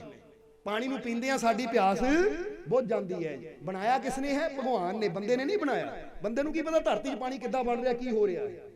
ਇਹ ਸਾਇੰਸ ਕਹਿ ਦਿੰਦੀ H2O, ਹਾਈਡਰੋਜਨ ਆਕਸੀਜਨ ਮਿਲਦੀ ਹੈ ਤਾਂ ਪਾਣੀ ਬਣ ਜਾਂਦਾ ਹੈ। ਪਰ ਅਸੀਂ ਕਹਿੰਦੇ ਹਾਂ ਕਿ ਤੁਸੀਂ ਸੁੱਤੇ ਹੋ, ਪ੍ਰਿਥਵੀ 'ਚ ਸਭ ਕੁਝ ਹੋ ਰਿਹਾ ਹੈ, ਬੰਦੇ ਨੂੰ ਪਤਾ ਵੀ ਨਹੀਂ ਕਿੱਦਾਂ ਬਣ ਰਿਹਾ, ਕੀ ਹੋ ਰਿਹਾ। ਇਹਦਾ ਮਤਲਬ ਕੁਦਰਤ ਹੈ, ਕੋਈ ਤਾਕਤ ਹੈ ਜਿਹੜੀ ਆਪਣੇ ਆਪ ਹੀ ਕਰ ਰਹੀ ਹੈ, ਬੰਦੇ ਦੇ ਹੱਥ 'ਚ ਨਹੀਂ ਹੈ। ਬੰਦਾ ਉਹਦਾ ਲਾਭ ਲੈ ਰਿਹਾ ਹੈ। ਇਸੇ ਤਰ੍ਹਾਂ ਪਿਆਸ ਅਗਰ ਬੰਦੇ ਨੂੰ ਹੈ, ਬੰਦਾ ਕਹਿੰਦਾ ਰੱਬਾ ਮੈਂ ਬੜਾ ਪਿਆਸਾ ਹਾਂ, ਮੇਰੀ ਪਿਆਸ ਬੁਝਾ। ਰੱਬ ਕਹਿੰਦਾ ਉਹ ਪਿਆ ਪਾਣੀ ਪੀ ਲੈ। ਰੱਬਾ ਮੈਂ ਬੜਾ ਭੁੱਖਾ ਹਾਂ, ਮੇਰੀ ਭੁੱਖ ਮਿਟਾ, ਉਹ ਪਿਆ ਭੋਜਨ ਖਾ ਲੈ। ਰੱਬਾ ਮੈਨੂੰ ਤੇਰੀ ਰਹਿਮਤ ਚਾਹੀਦੀ ਹੈ, ਰੱਬਾ ਮੈਨੂੰ ਤੇਰੀ ਕਿਰਪਾ ਚਾਹੀਦੀ ਹੈ, ਉਹ ਬੈਠੇ ਮੇਰੇ ਸੰਤ ਫਕੀਰ ਲੈ ਲੈ। ਫਕੀਰਾਂ ਕੋ ਪਹੁੰਚ ਔਰ ਮੇਰੀ ਰਹਿਮਤ ਲੈ ਲੈ। ਪਰ ਜੇ ਹੁਣ ਬੰਦਾ ਸੋਚੇ ਮੈਂ ਫਕੀਰਾਂ ਤੱਕ ਨਹੀਂ ਪਹੁੰਚਣਾ, ਬੋਲੋ ਸਮਝਦੇ ਹੋ ਕਿ ਨਹੀਂ? ਲੈ ਫਕੀਰਾਂ ਦੇ ਕੋਲ ਕੀ ਹੁੰਦਾ, ਸੰਤਾਂ ਦੇ ਕੋਲ ਕੀ ਹੁੰਦਾ? ਤਾਂ ਪਖੰਡੀ ਹੈ। ਸੰਤਾਂ ਦੇ ਕੋਲ ਕੀ ਹੈ? ਇਹ ਫਕੀਰ ਤਾਂ ਪਖੰਡ ਕਰਦੇ ਹੈ। ਠੀਕ ਹੈ, ਪਖੰਡ ਵੀ ਦੁਨੀਆ ਤੇ ਬਹੁਤ ਹੈ, ਪਰ ਹਰ ਫਕੀਰ ਸੰਤ ਪਖੰਡੀ ਨਹੀਂ ਹੁੰਦਾ। ਅੱਜ ਕੁਝ ਪਖੰਡੀਆਂ ਨੇ ਸੱਚੇ ਸੰਤਾਂ ਨੂੰ ਵੀ ਬਦਨਾਮ ਕਰ ਦਿੱਤਾ, ਪਰ ਹਰ ਸੰਤ ਪਖੰਡੀ ਨਹੀਂ ਹੁੰਦਾ, ਹਰ ਫਕੀਰ ਪਖੰਡੀ ਨਹੀਂ ਹੁੰਦਾ। ਇਸੇ ਲਈ ਤਾਂ ਰੱਬ ਨੇ ਸਾਨੂੰ ਸਮਝ ਦਿੱਤੀ ਹੋਈ ਹੈ ਕਿ ਅਸੀਂ ਆਪਣੀ ਸਮਝ ਨਾਲ ਬੈਠੀਏ, ਵਿਚਾਰ ਕਰੀਏ, ਪਰਖੀਏ, ਦੇਖੀਏ, ਫਿਰ ਫਕੀਰਾਂ ਨਾਲ, ਸੰਤਾਂ ਨਾਲ ਜੁੜੀਏ। ਬੋਲੋ ਸਮਝਦੇ ਹੋ ਕਿ ਨਹੀਂ? ਹੁਣ ਜਰਾ ਇਹ ਗੱਲ ਸਮਝਣੀ ਕਿ ਇੱਕ ਬੰਦਾ ਬਿਮਾਰ ਹੈ ਔਰ ਰਸਤੇ 'ਚ ਇੱਕ ਤੰਬੂ ਲਾ ਕੇ ਝੋਲਾ ਛਾਪ ਡਾਕਟਰ ਬੈਠਾ ਹੋਇਆ ਹੈ। ਉਹ ਬਿਮਾਰ ਬੰਦਾ ਉਹਦੇ ਕੋਲ ਜਾਂਦਾ, ਡਾਕਟਰ ਸਾਹਿਬ ਆ ਮੇਰੀ ਬਿਮਾਰੀ ਦੂਰ ਕਰ ਦਿਓ। ਉਹ ਦੇਖਦਾ ਹੈ ਨਬਜ, ਦੇ ਦਿੰਦਾ ਦਵਾਈ, ਲਿਆ ਵੀ 15,000 ਰੁਪਇਆ ਕੱਢ ਦੇ, 20,000 ਕੱਢ ਦੇ, ਤੇਰੀ ਬਿਮਾਰੀ ਦੂਰ ਹੋ ਜਾਏਗੀ। ਹੁਣ ਬੰਦਾ 20,000 ਦਿੰਦਾ ਹੈ, ਉਹਦੇ ਕੋਲ ਦਵਾਈ ਲੈ ਕੇ ਘਰ ਚਲਾ ਜਾਂਦਾ ਹੈ। ਮਹੀਨਾ 2 ਮਹੀਨੇ ਦਵਾਈ ਖਾਂਦਾ ਹੈ, ਫਰਕ ਪੈਂਦਾ ਨਹੀਂ। ਬਾਅਦ ਚੋਂ ਪਤਾ ਉਹ ਕੀ ਕਹਿੰਦਾ? ਇਹ ਸਾਰੇ ਡਾਕਟਰ ਹੀ ਪਖੰਡੀ ਹੈ, ਮੈਨੂੰ 20,000 ਲੈ ਲਿਆ, 20,000 ਦੇ ਕੇ ਮੈਨੂੰ ਲੁੱਟ ਲਿਆ, ਯਾਨੀ 20,000 ਲੈ ਲਿਆ, ਮੈਨੂੰ ਦਵਾਈ ਚੰਗੀ ਨਹੀਂ ਦਿੱਤੀ, ਇਹ ਸਾਰੇ ਡਾਕਟਰ ਹੀ ਪਖੰਡੀ ਹੈ। ਤੇ ਇੱਕ ਸੱਚਾ ਡਾਕਟਰ ਮਿਲਿਆ ਜਿਹਨਾਂ ਡਿਗਰੀਆਂ ਕੀਤੀਆਂ ਸੀ, ਮਿਹਨਤਾਂ ਕੀਤੀਆਂ ਸੀ, ਉਹਨੂੰ ਮਿਲਿਆ। ਉਹ ਭਾਈਆ ਤੂੰ ਕੀ ਕਹਿ ਰਿਹਾ ਡਾਕਟਰ ਪਖੰਡੀ? ਕੀ ਤੂੰ ਸਾਰੇ ਡਾਕਟਰਾਂ ਨੂੰ ਮਿਲਿਆ, ਸਾਰੇ ਡਾਕਟਰਾਂ ਨੂੰ ਜਾਣਿਆ? ਨਹੀਂ ਜੀ, ਸਾਰਿਆਂ ਨੂੰ ਜਾਣਿਆ ਤਾਂ ਨਹੀਂ। ਉਹ ਇੱਕ ਝੋਲਾ ਛਾਪ ਜਿਹਾ ਉੱਥੇ ਤੰਬੂ ਲਾ ਕੇ ਬੈਠਾ ਸੀ, ਉਹਦੇ ਕੋਲੋਂ ਦਵਾਈ ਲਈ ਸੀ। ਤਾਂ ਜਿਹੜਾ ਸਹੀ ਡਾਕਟਰ ਸੀ ਡਿਗਰੀਆਂ ਵਾਲਾ, ਉਹ ਕਹਿੰਦਾ ਭਾਈ ਹੁਣ ਫਸਿਆ ਤੂੰ ਆਪ ਗਲਤ ਜਗ੍ਹਾ, ਚਲਾ ਤੂੰ ਉੱਥੇ ਗਿਆ ਜਿਹਦੇ ਕੋਲ ਡਾਕਟਰੀ ਦਾ ਗਿਆਨ ਹੀ ਨਹੀਂ ਸੀ, ਡਾਕਟਰੀ ਦੀ ਨੌਲੇਜ ਹੀ ਨਹੀਂ ਸੀ, ਜਿਹੜਾ ਬੈਠਾ ਹੀ ਲੁੱਟਣ ਸੀ, ਉਹਦੇ ਕੋਲ ਚਲਾ ਗਿਆ, ਫਸ ਗਿਆ, ਲੁੱਟਿਆ ਗਿਆ। ਤਾਂ ਉਹਨਾਂ ਸੱਚਿਆਂ ਨੂੰ ਬਦਨਾਮ ਕਿਉਂ ਕਰਨਾ?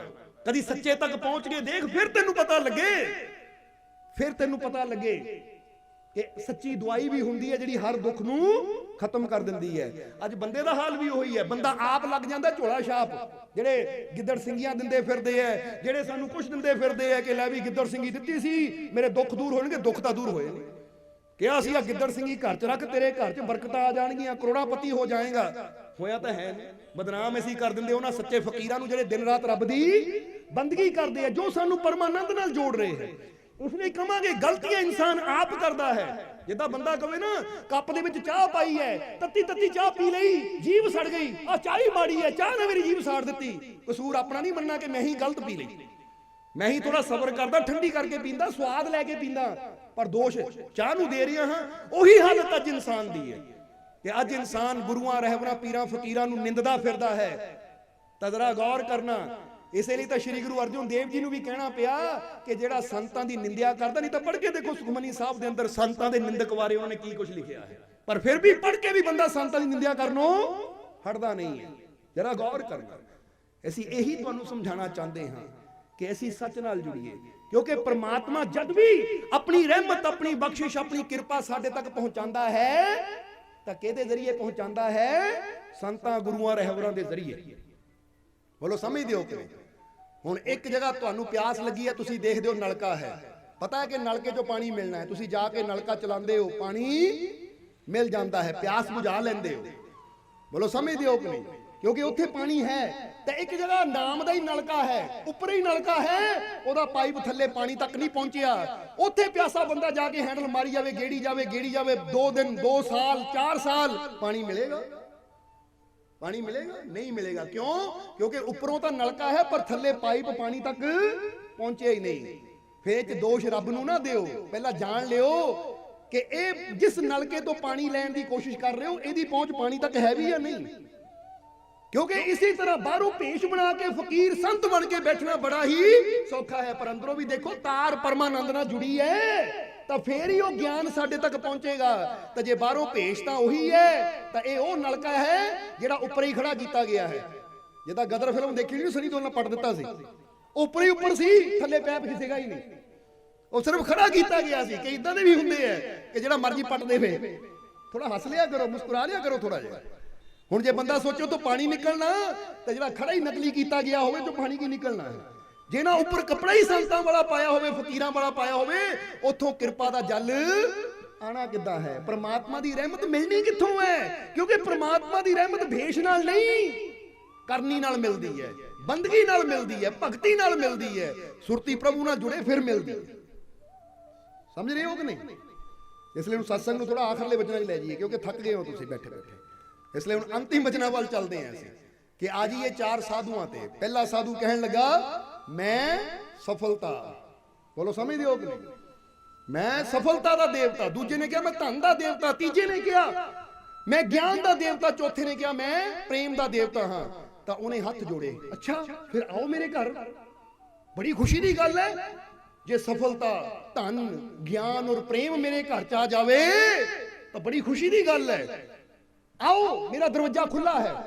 तो उसने चारे साधु बोले, संत बोले नहीं ऐसी चारे ही नहीं आना, साढ़े चारा चो एक तू अपने घर च बुला सकना है। दस चारा चो केड़ा तेरे घर च आवे? चारा चो केड़ा तेरे घर आवे? क्योंकि ऐसी 4 इकट्ठे तेरे घर च नहीं आ सकते। पहला तेनू साढ़े चारा चो एक नू अंदर ले जाना पएगा, फिर बाकी आणगे। दस तू किहनू ले जाना चाहता है? हुण जरा सोचो, जे तुहाडे जीवन च भी ऐदां ही सवेरे सवेरे दरवाजा खड़के और तुसी दरवाजा खोलो तो अगे 4 ही संत खड़े हैं, सफलता, धन, ज्ञान और प्रेम, और तुसी भी कहंदे हो आओ अंदर, तो 4 ही संत कहन कि भाई साढ़े 4 चों एक ही तेरे घर च आ सकदा है। दस तैनू किहड़ा चाहीदा है? तां तुसी किहनू बुलांदे? तुसी किहनू बुलांदे? अच्छा जे सफलता वाला है कोई जेड़ा मैं सफलता दे सफलता रूपी संत नूं बुलांदा? नहीं, मैं धन रूपी संत नूं बुलांदा। धन वाले कमाल दी गल है, दिन रात धन धन करदे हो, तां धन नूं हुण आंदी है तां धन कहंदे सानूं चाहीदा नहीं। बोलो समझदे हो कि नहीं? सत्संग विच ही है, सानूं धन नहीं चाहीदा। दुकान ते बैठे तां रब्बा होर दे दे, मालका अज बोणी थोड़ी होई है, मालका अज तनख्वाह थोड़ी मिली है, फिर तां जे जेब भी कटनी पै जावे, हेरा फेरी भी करनी पै जावे, वो क्यों करदा हेरा फेरी? धन करके। सत्संग च बैठिया देखो विचार पता लगते हैं कि सत्संग बैठिया सोच कितनी पवित्र हो जाती है, धन वाल ध्यान ही नहीं जाता है, सफलता वाल ध्यान ही नहीं जाता। सत्संग में बैठिया ध्यान रब वाल जाता है। वो ताही तां क्या प्यारे हो बैठो सत्संग च जिथे बह के साडी सुरती साडी सोच पवित्र हो, साडा ध्यान प्रभु वाल जावे। हुण फिर एक बार पुछ लैंदे आ, देख लो फिर ना कि वो तिजोरियां जो लक्ष्मी दौड़ गई क्योंकि नाराज हो जाना कि मंगिया नहीं मैनू, मैं तो आन लगी सी पर इन्हां मैनू कहा मैनू नहीं चाहिए धन। सो धन किहनूं चाहिए? धन दा कौन धन नूं बुलाएगा? कोई है नहीं। सफलता नूं कौन बुलाएगा? कोई है? अच्छा ज्ञान नूं कौन बुलाएगा? हथ खड़ा करो। ठीक है, ज्ञान वाले कुछ है। और प्रेम नूं कौन बुलाएगा? नहीं कोई नहीं आना। देखो आ कमाल करी जाते, ज्ञान वारी भी हथ खड़े करते, प्रेम वारी भी हथ खड़े करते, कोई नहीं आना है। एक नूं बुला लो जिन्हों बुला सकते हो। हुण दसो ज्ञान नूं किहड़ा बुलाना चाहता है? अच्छा ज्ञान वाले कुछ, प्रेम बाकी ज्ञान वाले हथ खड़ा करो, थले करो, प्रेम वाले हथ खड़ा करो। प्रेम नूं कौन बुलाना चाहता है? अच्छा प्रेम वाले काफी है। हुण जरा गौर करना, ये गल बड़ी समझण वाली है। हुण तुहाडा जवाब आ गया। हुण उस आदमी ने कहा ਠਹਿਰੋ ਮਹਾਰਾਜ ਠਹਿਰੋ, ਜੇ ਇੱਕ ਨੂੰ ਬੁਲਾਣਾ ਮੈਂ ਹੁਣੇ ਆਪਣੀ ਘਰ ਵਾਲੀ ਨਾਲ ਸਲਾਹ ਕਰਦਾ ਹੈ, ਕਿਉਂਕਿ ਬੰਦਾ ਕਦੀ ਵੀ ਇਕੱਲਾ ਨਹੀਂ ਸਲਾਹ ਲੈਂਦਾ, ਇਕੱਲਾ ਨਹੀਂ ਫੈਸਲਾ ਕਰਦਾ, ਡਰ ਵੀ ਹੁੰਦਾ ਬੰਦੇ ਨੂੰ। ਪਹਿਲਾਂ ਸਲਾਹ ਲੈ ਲਵਾਂ, ਐਵੇਂ ਘਰ ਵਾਲੀ ਬਾਅਦ ਚੋਂ ਲੜੇਗੀ ਮੇਰੇ ਨਾਲ, ਉਹ ਮੈਂ ਤਾਂ ਤੁਹਾਨੂੰ ਬੁਲਾਣਾ ਸੀ, ਤੂੰ ਸਫਲਤਾ ਨੂੰ ਬੁਲਾ ਲਿਆ, ਮੈਂ ਇਹਨੂੰ ਬੁਲਾਣਾ ਸੀ, ਤੂੰ ਉਹਨੂੰ ਕਿੱਦਾਂ ਬੁਲਾ ਲਿਆ, ਮੈਨੂੰ ਪੁੱਛ ਤਾਂ ਲੈਂਦੇ। ਜਰਾ ਸਮਝਣਾ ਸਾਰੇ ਜੀ। ਹੁਣ ਘਰ ਵਾਲੀ ਨਾਲ ਸਲਾਹ ਕੀਤੀ ਤਾਂ ਘਰ ਵਾਲੀ ਕਹਿੰਦੀ ਦੇਖੋ ਜੀ ਧਨ ਠੀਕ ਹੈ, ਧਨ ਆ ਜਾਵੇ ਤਾਂ ਚੰਗੀ ਗੱਲ ਹੈ। ਹੁਣ ਇਹ ਗਿਆ ਹੁੱਬ ਕੇ ਗਿਆ, ਕਹਿੰਦਾ ਆ ਜਾਓ ਧਨ ਦਾ ਦੇਵਤਾ ਅੰਦਰ ਆ ਜਾਵੇ, ਯਾਨੀ ਧਨ ਰੂਪੀ ਸਾਧੂ ਅੰਦਰ ਆ ਜਾਵੇ। ਜਦੋਂ ਇੰਨੀ ਗੱਲ ਕਹੀ ਤਾਂ ਚਾਰੇ ਮੁੜ ਗਏ, ਚਲੇ ਗਏ ਉੱਥੋਂ। ਉਹਨੇ ਆਵਾਜ਼ ਮਾਰੀ ਕੀ ਗੱਲ ਹੋ ਗਈ, ਆਏ ਕਿਉਂ ਨਹੀਂ? ਉਹ ਕਹਿੰਦੇ ਜਿੱਥੇ ਧਨ ਜਿਹੜਾ ਧਨ ਮੰਗਦਾ ਹੈ ਨਾ, ਉੱਥੇ ਨਾ ਧਨ ਜਾਂਦਾ ਹੈ, ਨਾ ਸਫਲਤਾ ਜਾਂਦੀ ਹੈ, ਨਾ ਕਾਮਯਾਬੀ ਜਾਂਦੀ ਹੈ। ਜਰਾ ਧਿਆਨ ਦੇਣਾ, ਨਾ ਪ੍ਰੇਮ ਨਾ ਗਿਆਨ। ਕਹਿੰਦੇ ਫਿਰ ਦੂਜੇ ਘਰ ਚਲੇ ਗਏ, ਦਰਵਾਜ਼ਾ ਖੜਕਾਇਆ, ਉੱਥੇ ਬੰਦੇ ਨੇ ਕਿਹਾ ਕਿ ਮਹਾਰਾਜ ਜਰਾ ਧਿਆਨ ਦੇਣਾ ਕਿ ਚਾਰੀ ਦੇਵਤਾ ਹੈ, ਕਿਹਨੂੰ ਬੁਲਾਈਏ? ਫਿਰ ਸਲਾਹ ਹੋਈ, ਉਹਨਾਂ ਨੇ ਬੁਲਾ ਲਿਆ ਪ੍ਰੇਮ ਨੂੰ। ਬੋਲੋ ਸਮਝਦੇ ਹੋ ਕਿ ਨਹੀਂ? ਉਹਨਾਂ ਨੇ ਪ੍ਰੇਮ ਨੂੰ ਬੁਲਾ ਲਿਆ, ਪਰ ਫਿਰ ਨਹੀਂ ਤਿੰਨਾਂ ਚੋਂ ਕੋਈ ਗਿਆ, ਫਿਰ ਨਹੀਂ ਤਿੰਨਾਂ ਚੋਂ ਕੋਈ ਗਿਆ। ਹੁਣ ਤੁਸੀਂ ਕਹਣਾ ਪ੍ਰੇਮ ਕੀ, ਉਹ ਤਿੰਨ ਹੀ ਪ੍ਰਭੂ ਪਾਇਓ, ਤਾਂ ਹੁਣ ਗੱਲ ਨੂੰ ਖੋਲਾਂਗੇ ਜਰਾ, ਇਹ ਪਰਦਾ ਵੀ ਚੱਕਾਂਗੇ। ਪਰ ਫਿਰ ਤੀਜੇ ਘਰ ਚ ਗਏ, ਉਹਨਾਂ ਨੇ ਵਿਚਾਰ ਕੀਤਾ, ਉਹ ਕਹਿੰਦੇ ਗਿਆਨ। ਜਦੋਂ ਗਿਆਨ ਨੂੰ ਬੁਲਾਇਆ ਇੱਕ ਨੂੰ ਸੀ, ਪਰ ਚਾਰੇ ਅੰਦਰ ਚਲੇ ਗਏ। ਹੁਣ ਕਾਰਨ ਕੀ ਹੈ? ਤੁਸੀਂ ਕਹਿੰਦੇ ਹੋ ਕਿ ਪ੍ਰੇਮ, ਪਰ ਅਸੀਂ ਕਹਾਂਗੇ ਬਿਨਾਂ ਗਿਆਨ ਤੋਂ ਬੰਦਾ ਪ੍ਰੇਮ ਵੀ ਨਹੀਂ ਕਰ ਸਕਦਾ, ਬਿਨਾਂ ਗਿਆਨ ਤੋਂ ਬੰਦਾ ਧਨੀ ਵੀ ਨਹੀਂ ਹੋ ਸਕਦਾ, ਬਿਨਾਂ ਗਿਆਨ ਤੋਂ ਬੰਦਾ ਸਫਲ ਵੀ ਨਹੀਂ ਹੋ ਸਕਦਾ, ਬਿਨਾਂ ਗਿਆਨ ਤੋਂ ਬੰਦਾ ਪ੍ਰੇਮ ਵੀ ਨਹੀਂ ਕਰ ਸਕਦਾ। ਇਸ ਲਈ ਸਭ ਤੋਂ ਪਹਿਲਾਂ ਤਾਂ ਗਿਆਨ ਜ਼ਰੂਰੀ ਹੈ, ਕਿਉਂਕਿ ਜੇ ਧਨ ਵੀ ਕਮਾਣਾ ਹੈ ਨਾ, ਤਾਂ ਉਹਦੇ ਵਾਸਤੇ ਵੀ ਨੌਲੇਜ, ਗਿਆਨ ਦਾ ਹੋਣਾ ਜ਼ਰੂਰੀ ਹੈ। ਕਿਸੇ ਐਦਾਂ ਦੇ ਪਾਗਲ ਇਨਸਾਨ ਨੂੰ ਜਿਹਦੇ ਕੋਲ ਗਿਆਨ ਹੀ ਨਾ ਹੋਵੇ, ਖਾਣ ਪੀਣ ਦਾ, ਪਹਿਨਣ ਦਾ, ਉਹ ਤਾਂ ਆਪਣੇ ਕੱਪੜੇ ਪਾੜ ਕੇ ਘੁੰਮਦਾ ਹੈ, ਉਹਨੂੰ ਕੀ ਪਤਾ ਕਿੱਦਾਂ ਬੈਠਣਾ ਕਿੱਦਾਂ ਖਾਣਾ। ਜ਼ਰਾ ਸਮਝੋ ਸਾਰੇ ਜੀ। ਇਸ ਲਈ ਕਿਸੇ ਵੀ ਚੀਜ਼ ਵਾਸਤੇ ਗਿਆਨ ਦਾ ਹੋਣਾ ਜ਼ਰੂਰੀ ਹੈ। ਜਦੋਂ ਗਿਆਨ ਨੂੰ ਅਸੀਂ ਆਪਣੇ ਜੀਵਨ 'ਚ ਲੈ ਆਉਂਦੇ ਹਾਂ, ਤਾਂ ਗਿਆਨੀ ਇਨਸਾਨ ਜਿਹੜਾ ਵਾਕਈ ਉਸ ਗਿਆਨ ਨੂੰ ਪ੍ਰਾਪਤ ਕਰ ਲੈਂਦਾ ਹੈ। ਜ਼ਰਾ ਸੋਚਣਾ, ਮਹਾਤਮਾ ਬੁੱਧ ਜਦੋਂ ਰਾਜਾ ਸੀ, ਯਾਨੀ ਰਾਜਪੁੱਤਰ ਸੀ, ਤਾਂ ਉਦੋਂ ਉਹਨਾਂ ਦੀ ਅਵਸਥਾ ਕੀ ਸੀ? ਪਰ ਜਿੱਦਾਂ ਹੀ ਜੰਗਲ 'ਚ ਜਾ ਕੇ 6 ਸਾਲ ਭਗਤੀ ਕਰਕੇ ਉਹ ਗਿਆਨ ਪ੍ਰਾਪਤ ਹੋਇਆ, ਬੁੱਧ ਹੋ ਗਏ, ਤਾਂ ਫਿਰ ਉਹਨਾਂ ਨੇ ਦੁਸ਼ਮਣਾਂ ਨੂੰ ਵੀ ਪ੍ਰੇਮ ਕੀਤਾ। ਪਹਿਲਾਂ ਗਿਆਨ ਪ੍ਰਾਪਤ ਹੋਇਆ, ਫਿਰ ਉਹਨਾਂ ਨੇ ਪ੍ਰੇਮ ਕਰਨਾ ਸਿੱਖਿਆ। ਇਸ ਲਈ ਪਹਿਲਾਂ ਸਾਨੂੰ ਨੌਲੇਜ ਹੁੰਦੀ ਹੈ, ਗਿਆਨ ਹੁੰਦਾ ਹੈ, ਸਮਝ ਆਉਂਦੀ ਹੈ, ਕਿਉਂਕਿ ਇਹ ਗਿਆਨ ਹੈ ਕਿ ਸਭ ਦੇ ਅੰਦਰ ਮੇਰਾ ਮਾਲਿਕ ਵਸਦਾ ਹੈ। ਜਦੋਂ ਇਹ ਗਿਆਨ ਹੋ ਗਿਆ, ਉਹ ਚੀਜ਼ ਨਜ਼ਰ ਆ ਗਈ, ਤਾਂ ਸਭ ਨਾਲ ਪ੍ਰੇਮ ਬੰਦਾ ਆਪਣੇ ਆਪ ਹੀ ਕਰਨਾ ਸ਼ੁਰੂ ਕਰ ਦਿੰਦਾ ਹੈ। ਤਾਂ ਜਦੋਂ ਤੱਕ ਅੰਦਰ ਸਮਝ ਹੀ ਨਾ ਹੋਵੇ, ਉਦੋਂ ਤੱਕ ਹੁੰਦਾ ਮੇਰਾ ਤੇਰਾ, ਉਹ ਮੇਰਾ ਇਹਨੂੰ ਪਿਆਰ ਕਰਾਂ, ਉਹ ਦੂਜਾ ਇਹਨਾਂ ਨਫ਼ਰਤ ਕਰਾਂ। ਪਰ ਜਦੋਂ ਬੰਦੇ ਨੂੰ ਗਿਆਨ ਹੁੰਦਾ ਹੈ ਕਿ ਸਭ ਘਟ ਮੇਰਾ ਸਾਈਆਂ, ਸੁਨੀ ਸੇਜ ਨਾ ਕੋਈ, ਬਲਿਹਾਰੀ ਬਾ ਘਟ ਕੇ ਜਾ ਘਟ ਪ੍ਰਗਟ ਹੋਈ, ਕਿ ਹਰ ਘਟ ਦੇ ਅੰਦਰ ਤਾਂ ਮੇਰਾ ਸਾਈਂ ਹੈ, ਕੋਈ ਵੀ ਜਗ੍ਹਾ ਸੁਨੀ ਨਹੀਂ ਹੈ, ਤਾਂ ਮੈਂ ਨਫ਼ਰਤ ਕਿੰਨਾ ਕਰਾਂ। ਇਹਨੂੰ ਕਹਿੰਦੇ ਗਿਆਨ। ਇਸ ਲਈ ਜੇ ਤੁਸੀਂ ਵੀ ਚਾਹੁੰਦੇ ਹੋ ਤੁਹਾਡੇ ਜੀਵਨ 'ਚ ਧਨ, ਤੁਹਾਡੇ ਜੀਵਨ 'ਚ ਸਫਲਤਾ, ਤੁਹਾਡੇ ਜੀਵਨ 'ਚ ਪ੍ਰੇਮ ਆਵੇ, ਤਾਂ ਉਹਦੇ ਵਾਸਤੇ ਸਭ ਤੋਂ ਪਹਿਲਾਂ ਤੁਹਾਨੂੰ ਉਸ ਚੀਜ਼ ਨਾਲ ਜੁੜਨਾ ਪਏਗਾ ਜੋ ਤੁਹਾਡੇ ਜੀਵਨ 'ਚ ਗਿਆਨ ਲੈ ਕੇ ਆਵੇ। ਔਰ ਗਿਆਨ ਕਿੱਥੇ ਬਹਿ ਕੇ ਆਂਦਾ ਹੈ? ਜਵਾਬ ਦੇ ਦਿਓ। ਸਤ ਸੰਗ ਦੇ ਵਿੱਚ, ਸੰਤਾਂ ਦੀ ਸੋਭਤ ਕਰਨ ਵਿੱਚ, ਸੰਤਾਂ ਦੀ ਸੰਗਤ ਕਰਨ ਨਾਲ ਗਿਆਨ ਮਿਲਦਾ ਹੈ। ਜਦੋਂ ਉਹ ਗਿਆਨ ਦੀ ਪ੍ਰਾਪਤੀ ਸਾਨੂੰ ਹੁੰਦੀ ਹੈ, ਤਾਂ ਫਿਰ ਸਾਡੇ ਜੀਵਨ 'ਚ ਪ੍ਰੇਮ ਆਂਦਾ ਹੈ। ਜਦੋਂ ਪ੍ਰੇਮ ਦੀ ਪ੍ਰਾਪਤੀ ਸਾਨੂੰ ਹੁੰਦੀ ਹੈ, ਫਿਰ ਸਾਡੇ ਜੀਵਨ 'ਚ ਸਫਲਤਾ ਆਂਦੀ ਹੈ। ਜਦੋਂ ਸਫਲਤਾ ਦੀ ਪ੍ਰਾਪਤੀ ਹੁੰਦੀ ਹੈ, ਤਾਂ ਫਿਰ ਸਾਡੇ ਜੀਵਨ 'ਚ ਧਨ ਦੀ ਬਰਸਾਤ ਹੁੰਦੀ ਹੈ, ਧਨ ਵੀ ਆਂਦਾ ਹੈ। ਇਹ ਸਟੈਪ ਬਾਈ ਸਟੈਪ ਆਂਦਾ ਹੈ। ਬੋਲੋ ਸਮਝਦੇ ਹੋ ਕਿ ਨਹੀਂ? ਪਹਿਲਾ ਗਿਆਨ, ਜਿੱਦਾਂ ਇਹਨੂੰ ਇਦਾਂ ਸਮਝ ਲਓ, ਪਹਿਲਾਂ ਬੱਚਾ ਸਕੂਲ ਜਾ ਕੇ ਪੜ੍ਹਦਾ ਹੈ, ਡਿਗਰੀਆਂ ਲੈਂਦਾ ਹੈ, ਫਿਰ ਜਾ ਕੇ ਉਹਨੂੰ ਸਮਝ ਆਉਂਦੀ ਹੈ। ਬਾਹਰਲੀ ਗੱਲ ਕਰ ਰਹੇ ਹਾਂ, ਹੁਣ ਬਾਹਰਲਾ ਬੰਦਾ ਡਿਗਰੀਆਂ ਦਾ ਗਿਆਨ ਲੈ ਲੇਗਾ, ਪਰ ਨਫ਼ਰਤ ਕਰਨੀ ਨਹੀਂ ਛੱਡੇਗਾ। ਪਰ ਇੱਕ ਉਦਾਹਰਨ ਦੇਣ ਵਾਸਤੇ ਤੁਹਾਨੂੰ ਦੱਸ ਰਹੇ ਹਾਂ ਕਿ ਪਹਿਲਾ ਬੱਚਾ ਗਿਆਨ ਲੈਂਦਾ ਹੈ, ਫਿਰ ਉਹ ਨੌਕਰੀ ਕਰਦਾ ਹੈ, ਨੌਕਰੀ ਨਾਲ ਪਿਆਰ ਕਰਦਾ ਹੈ, ਫਿਰ ਉਹ ਦਿਨ ਰਾਤ ਮਿਹਨਤ ਕਰਦਾ ਹੈ, ਸਫਲ ਹੁੰਦਾ ਹੈ। ਜਦੋਂ ਸਫਲ ਹੁੰਦਾ ਤਾਂ ਫਿਰ ਉਹਨੂੰ ਪੈਸਾ ਵੀ ਖੂਬ ਮਿਲਦਾ ਹੈ, ਤਨਖਾਹ ਵੀ ਚੰਗੀ ਮਿਲਦੀ ਹੈ। ਇਸੇ ਤਰ੍ਹਾਂ ਰੂਹਾਨੀਅਤ ਤੌਰ ਤੇ ਆ ਜਾਓ, ਪਹਿਲਾਂ ਸਾਨੂੰ ਰੂਹਾਨੀਅਤ ਦਾ ਗਿਆਨ ਸੰਤਾਂ ਗੁਰੂਆਂ ਰਹਿਬਰਾਂ ਦੇ ਕੋਲੋਂ ਪ੍ਰਾਪਤ ਕਰਨਾ ਪੈਂਦਾ ਹੈ। ਫਿਰ ਜਾ ਕੇ ਸਾਨੂੰ ਇਹ ਸਮਝ ਆਉਂਦੀ ਹੈ ਕਿ ਸਭ ਜਗ੍ਹਾ ਮੇਰਾ ਮਾਲਿਕ ਹੈ, ਮੈਂ ਸਭ ਨਾਲ ਪਿਆਰ ਕਰਨਾ ਹੈ, ਕਿਸੇ ਨਾਲ ਨਫ਼ਰਤ ਨਹੀਂ ਕਰਨੀ, ਸਭ ਦੇ ਪ੍ਰਤੀ ਆਪਣੇ ਹਿਰਦੇ 'ਚ ਪ੍ਰੇਮ ਭਾਵਨਾ ਰੱਖਣੀ ਹੈ। ਔਰ ਜਦੋਂ ਇਹ ਪ੍ਰੇਮ ਆ ਗਿਆ, ਜਦੋਂ ਸਭ ਨਾਲ ਇਨਸਾਨ ਪ੍ਰੇਮ ਕਰੇਗਾ, ਤਾਂ ਫਿਰ ਸਫਲਤਾ ਜੀਵਨ 'ਚ ਆਏਗੀ ਕਿ ਨਹੀਂ? ਜ਼ਰਾ ਸੋਚੋ, ਕਿਉਂਕਿ ਸਫਲਤਾ ਦਾ ਮਤਲਬ ਕੀ ਹੈ? ਸਫਲਤਾ ਦਾ ਮਤਲਬ ਹੈ ਕਿੰਨੇ ਹਜ਼ਾਰਾਂ ਲੋਕ ਮੈਨੂੰ ਪਿਆਰ ਕਰਦੇ ਆ, ਕਿੰਨੇ ਮੇਰੇ ਨਾਲ ਜੁੜੇ ਹੋਏ ਆ, ਇਹੀ ਤਾਂ ਸਫਲਤਾ ਹੈ। ਇਹਨੂੰ ਹੀ ਕਹਿੰਦੇ ਸਫਲਤਾ। ਜਰਾ ਗੌਰ ਕਰਨਾ, ਇਹ ਪ੍ਰੇਮ ਕਰਾਂਗੇ ਤਾਂ ਅਸੀਂ ਸਫਲ ਹੁੰਦੇ ਚਲੇ ਜਾਵਾਂਗੇ, ਇਹਨੂੰ ਹੀ ਕਿਹਾ ਜਾਂਦਾ ਹੈ ਸਫਲਤਾ। ਜੇ ਅੱਜ ਅਸੀਂ ਕਹਿੰਦੇ ਆ ਕਿ ਫਲਾਨੀ ਪਾਰਟੀ ਸਫਲ ਹੈ ਤਾਂ ਉਹ ਦੇਖਿਆ ਜਾਂਦਾ ਕਿੰਨੇ ਲੋਕ ਉਹਨਾਂ ਨਾਲ ਜੁੜੇ ਹੋਏ ਆ। ਬੋਲੋ ਸਮਝਦੇ ਹੋ ਕਿ ਚਾਹੇ ਪਾਰਟੀ ਕੋਈ ਵੀ ਹੋਵੇ, ਜਿੰਨੀ ਜ਼ਿਆਦਾ ਗਿਣਤੀ ਵੋਟਰਾਂ ਦੀ ਉਹਦੇ ਨਾਲ ਹੈ ਉਹ ਪਾਰਟੀ ਉਨੀ ਸਟਰੋਂਗ ਹੈ। ਇਸੇ ਤਰ੍ਹਾਂ ਜਿੰਨੀ ਜ਼ਿਆਦਾ ਗਿਣਤੀ ਪ੍ਰੇਮੀਆਂ ਦੀ ਸਾਡੇ ਨਾਲ ਹੈ ਉਨੀ ਅਸੀਂ ਆਪਣੇ ਜੀਵਨ 'ਚ ਸਟਰੋਂਗ, ਕਾਮਯਾਬ ਹਾਂ, ਮਜ਼ਬੂਤ ਹਾਂ, ਸਫਲ ਹਾਂ।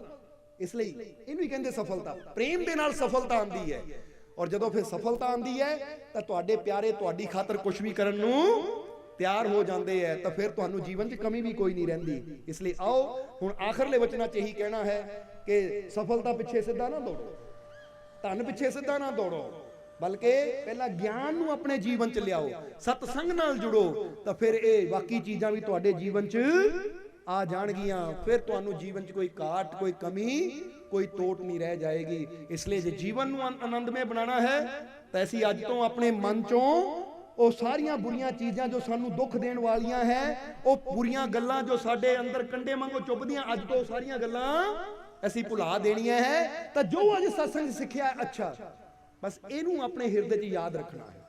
ਇਸ ਲਈ ਥੋੜਾ ਜਿਹਾ ਸਮਾਈਲ ਕਰੋ, ਹੱਸੋ, ਮੁਸਕਰਾਓ, ਕਿਉਂਕਿ ਸਭ ਤੋਂ ਪਹਿਲੀ ਤਾਂ ਇਹੀ ਗੱਲ ਯਾਦ ਰੱਖਣੀ ਹੈ ਕਿ ਪ੍ਰਮਾਤਮਾ ਨੇ ਸਾਡੇ ਅੰਦਰ ਸਪੈਸ਼ਲ ਕੁਆਲਿਟੀ ਰੱਖੀ ਹੋਈ ਹੈ ਕਿ ਅਸੀਂ ਕੀ ਕਰ ਸਕਦੇ ਹਾਂ।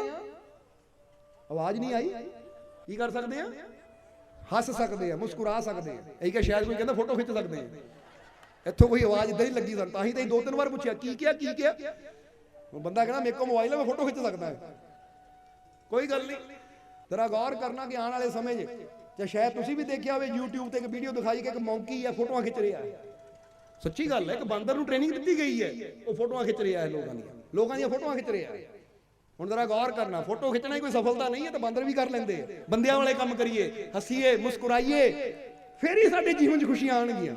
ਸੋ ਸਦਾ ਹੱਸਦੇ ਰਹੋ, ਮੁਸਕਰਾਉਂਦੇ ਰਹੋ। ਇਹ ਯਾਦ ਰੱਖੋ ਕਿ ਤੁਸੀਂ ਪਰਮਾਨੰਦ ਦਾ ਰੂਪ ਹੋ, ਤੁਸੀਂ ਪਰਮਾਨੰਦ ਨਾਲ ਜੁੜ ਸਕਦੇ ਹੋ। ਬਸ ਉਹਦੇ ਵਾਸਤੇ ਸਾਨੂੰ ਕੀ ਕਰਨ ਦੀ ਲੋੜ ਹੈ? ਮਿਹਨਤ। ਕਿਉਂਕਿ ਜਿਹੜੀ ਚੀਜ਼ ਨੂੰ ਅਸੀਂ ਪ੍ਰਾਪਤ ਕਰਨਾ ਹੈ ਉਹਦਾ ਗਿਆਨ ਮਿਲ ਗਿਆ, ਉਹ ਮਾਰਗ ਮਿਲ ਗਿਆ ਤਾਂ ਅਸੀਂ ਉਹ ਚੀਜ਼ ਤੱਕ ਪਹੁੰਚ ਸਕਦੇ ਹਾਂ। ਇਸ ਲਈ ਯਾਦ ਰੱਖਣਾ ਇਹ ਗੱਲ ਨੂੰ ਕਿ ਜੇ ਵਿਗਿਆਨ ਨੂੰ ਮਾਰਗ ਮਿਲਿਆ ਤਾਂ ਚੰਦ ਤੱਕ ਪਹੁੰਚ ਗਿਆ, ਜੇ ਮਾਰਗ ਮਿਲ ਗਿਆ, ਰਾਕਟ ਤਿਆਰ ਕਰ ਲਿਆ, ਤਾਂ ਫਿਰ ਸਾਡਾ ਰੱਬ, ਸਾਡਾ ਚੰਦ, ਪ੍ਰਮਾਤਮਾ, ਪ੍ਰਭੂ ਤਾਂ ਸਾਡੇ ਅੰਦਰ ਹੀ ਹੈ। ਜੇ ਸਾਨੂੰ ਵੀ ਯੁਕਤੀ ਮਿਲ ਜਾਵੇ ਤਾਂ ਅਸੀਂ ਵੀ ਉਹਦੇ ਤੱਕ ਜ਼ਰੂਰ ਪਹੁੰਚ ਸਕਾਂਗੇ। ਔਰ ਫਿਕਰ ਨਾ ਕਰੋ, ਯੁਕਤੀ ਦੇਣ ਵਾਸਤੇ ਅਸੀਂ ਬੈਠੇ ਹਾਂ। ਬਸ ਕੋਸ਼ਿਸ਼ ਤੁਹਾਡੀ ਹੈ, ਮਿਹਨਤ ਤੁਹਾਡੀ ਹੈ, ਮਿਹਨਤ ਤੁਹਾਡੀ ਹੈ। ਕਿਉਂਕਿ ਜਿਹੜਾ ਯੁਕਤੀ ਲੈਣਾ ਚਾਹੁੰਦਾ ਹੈ ਉਹ ਲੈ ਕੇ ਆਪਣੇ ਅੰਦਰਲੇ ਆਨੰਦ ਤੱਕ ਪਹੁੰਚ ਕੇ ਆਪਣੇ ਜੀਵਨ ਨੂੰ ਸਫਲ ਬਣਾ ਸਕਦਾ ਹੈ। ਜਿੱਦਾਂ ਅਸੀਂ ਖੁਸ਼ ਰਹਿੰਦੇ ਨਾ, ਤੁਸੀਂ ਵੀ ਰਹਿ ਸਕਦੇ ਹੋ। ਬੋਲੋ ਸਮਝਦੇ ਹੋ ਕਿ ਨਹੀਂ? ਇਹ ਨਾ ਸੋਚੋ ਤੁਸੀਂ ਕਰ ਲੈਂਦੇ ਹੋ, ਅਸੀਂ ਕਿੱਥੋਂ ਕਰਨਾ ਹੈ। ਅਸੀਂ ਕਹਿੰਦੇ ਇੱਕ ਵੀ ਕਰ ਸਕਦਾ ਹੈ ਨਾ। ਜੇ ਅੱਜ ਇੱਕ ਵੀ ਕੋਈ ਅੱਛੀ ਪੋਸਟ ਤੇ ਬੈਠਾ ਹੈ, ਕੋਈ ਡਾਕਟਰ ਬਣ ਕੇ ਬੈਠਾ ਹੈ, ਕੋਈ ਆਫੀਸਰ ਬਣ ਕੇ ਬੈਠਾ ਹੈ, ਹਾਂ ਤੁਸੀਂ ਕਰ ਲਿਆ, ਅਸੀਂ ਕਿੱਥੋਂ ਕਰ ਸਕਦੇ ਹਾਂ? ਜਰਾ ਗੌਰ ਕਰਨਾ, ਅਗਰ ਬੰਦਾ ਮਿਹਨਤ ਕਰੇ ਤਾਂ ਸਭ ਕੁਝ ਹੋ ਸਕਦਾ ਹੈ। ਹਾਂ, ਦੁਨਿਆਵੀ ਪੋਸਟਾਂ ਵਾਸਤੇ ਉਮਰ ਦੀ ਇੱਕ ਸੀਮਾ ਹੁੰਦੀ ਹੈ, ਪਰ ਪਰਮਾਨੰਦ ਨੂੰ ਪਾਉਣ ਵਾਸਤੇ ਉਮਰ ਦੀ ਕੋਈ ਸੀਮਾ ਨਹੀਂ ਹੈ। ਜੇ ਤੁਸੀਂ 60 ਸਾਲ ਦੇ ਹੋ ਤੁਸੀਂ ਤਾਂ ਵੀ ਪਾ ਸਕਦੇ ਹੋ। ਤੁਸੀਂ ਔਰਤ ਹੋ, ਮਰਦ ਹੋ, ਬੱਚੇ ਹੋ, ਬੁੜੇ ਹੋ, ਤੁਸੀਂ ਪਾ ਸਕਦੇ ਹੋ। ਕਿਉਂਕਿ ਇਹ ਚੀਜ਼ ਬਾਹਰ ਨਹੀਂ ਹੈ ਕਿ ਦੌੜ ਨਹੀਂ ਹੁੰਦਾ, ਇਹ ਚੀਜ਼ ਬਾਹਰ ਨਹੀਂ ਹੈ ਕਿ ਰੇਸ ਨਹੀਂ ਲੱਗਦੀ ਜਾਂ ਮੇਰੇ ਤੋਂ ਟੈਸਟ ਨਹੀਂ ਦੇ ਹੁੰਦੇ। ਇਹ ਚੀਜ਼ ਤੁਹਾਡੇ ਅੰਦਰ ਹੈ। ਇਸ ਲਈ ਅੰਦਰ ਤਾਂ ਤੁਸੀਂ ਬੈਠ ਕੇ ਮਿਹਨਤ ਕਰਨੀ ਹੈ ਤਾਂ ਤੁਸੀਂ ਬੜੀ ਆਸਾਨੀ ਨਾਲ ਆਪਣੀ ਮੰਜ਼ਿਲ ਨੂੰ ਪਾ ਕੇ ਆਪਣਾ ਜੀਵਨ ਸਫਲ ਬਣਾ ਸਕਦੇ ਹੋ। ਸੋ ਹੱਸੋ, ਮੁਸਕਰਾਓ ਔਰ ਜੁੜੋ ਤਾਂ ਕਿ ਅਸੀਂ ਪਰਮਾਨੰਦ ਨੂੰ ਪ੍ਰਾਪਤ ਕਰਕੇ, ਜੁੜੋ ਸਤਸੰਗ ਦੇ ਨਾਲ, ਜੁੜੋ ਉਸ ਗਿਆਨ ਦੇ ਨਾਲ, ਤਾਂ ਕਿ ਪਰਮਾਨੰਦ ਨੂੰ ਪ੍ਰਾਪਤ ਕਰਕੇ ਅਸੀਂ ਆਪਣੇ ਜੀਵਨ 'ਚ ਕਾਮਯਾਬ ਹੋ ਜਾਈਏ, ਸਫਲ ਹੋ ਜਾਈਏ ਔਰ ਆਪਣੇ ਜੀਵਨ ਨੂੰ ਦੀ ਅਸਲੀ ਮੰਜ਼ਿਲ ਨੂੰ ਪ੍ਰਾਪਤ ਕਰੀਏ ਔਰ ਮਾਲਿਕ ਦੀ ਰਹਿਮਤ, ਮਾਲਿਕ ਦੀ ਬਖਸ਼ਿਸ਼ ਨੂੰ ਸੰਭਾਲੀਏ ਜੋ ਕਿ ਸਾਡੇ ਅੰਦਰ ਬੈਠਾ ਉਹ ਰਹਿਮਤਾਂ ਦੀ ਬਰਸਾਤ ਕਰਨ ਵਾਸਤੇ ਤਿਆਰ ਹੈ। ਬਸ ਲੋੜ ਤਾਂ ਸਾਨੂੰ ਉੱਥੇ ਤੱਕ ਪਹੁੰਚਣ ਦੀ ਹੈ। ਸੋ ਆਓ ਨੇਕੀਆਂ ਕਰੀਏ, ਨੇਕ ਅਮਲ ਕਰੀਏ, ਸਤਸੰਗ ਨਾਲ ਜੁੜੀਏ, ਹੱਸਦੇ ਮੁਸਕਰਾਉਂਦੇ ਰਹੀਏ ਔਰ ਆਪਣੇ ਜੀਵਨ ਨੂੰ ਖੁਸ਼ੀਆਂ ਨਾਲ ਭਰਪੂਰ ਕਰ ਲਈਏ। ਔਰ ਹੁਣ ਇਹਨਾਂ ਵਚਨਾਂ ਨਾਲ ਹੀ ਅਸੀਂ ਅੱਜ ਦੇ ਸਤਸੰਗ ਦੀ ਸਮਾਪਤੀ ਕਰਾਂਗੇ ਔਰ ਹੁਣ ਅੰਤ ਵਿੱਚ ਇਹੀ ਉਸ ਮਾਲਿਕ ਦੇ ਚਰਨਾਂ 'ਚ ਅਰਦਾਸ ਬੇਨਤੀ ਕਰਾਂਗੇ ਕਿ ਮਾਲਿਕ ਤੁਹਾਨੂੰ ਸਭ ਨੂੰ ਨਾਮ ਨਾਲ ਜੁੜਨ ਦੀ ਤਾਕਤ ਦੇਣ, ਨਾਮ ਜਪਣ ਦੀ ਤਾਕਤ ਦੇਣ, ਸੇਵਾ ਸਿਮਰਨ ਕਰਨ ਦਾ, ਨੇਕ ਮਾਰਗ ਤੇ ਚੱਲਣ ਦਾ ਮਾਲਿਕ ਬਲ ਬਖਸ਼ਣ ਔਰ ਆਪਣੀ ਕਿਰਪਾ, ਦਇਆ, ਮਿਹਰ ਹਮੇਸ਼ਾ ਹੀ ਮਾਲਿਕ ਤੁਹਾਡੇ ਤੇ ਬਣਾਏ ਰੱਖਣ। ਇਹੀ ਸਾਡੀ ਉਸ ਮਾਲਿਕ ਦੇ ਚਰਨਾਂ 'ਚ ਅਰਦਾਸ ਬੇਨਤੀ ਹੈ। ਹੁਣ ਅੰਤ ਵਿੱਚ ਤੁਹਾਡੇ ਸਭ ਦੇ ਅੰਦਰ ਵਸਦੇ ਉਸ ਮਾਲਿਕ ਨੂੰ ਅਸੀਂ ਪ੍ਰਣਾਮ ਕਰਦੇ ਹਾਂ। ਸਾਡਾ ਪ੍ਰਣਾਮ ਸਵੀਕਾਰ ਕਰੋ। ਜੈ ਮਾਲਕਾਂ ਦੀ। सोना सोना मेरा मुर्शिद सोना, ਸੋਹਣਾ ਸੋਹਣਾ ਮੇਰਾ ਮੁਰਸ਼ਿਦ ਸੋਹਣਾ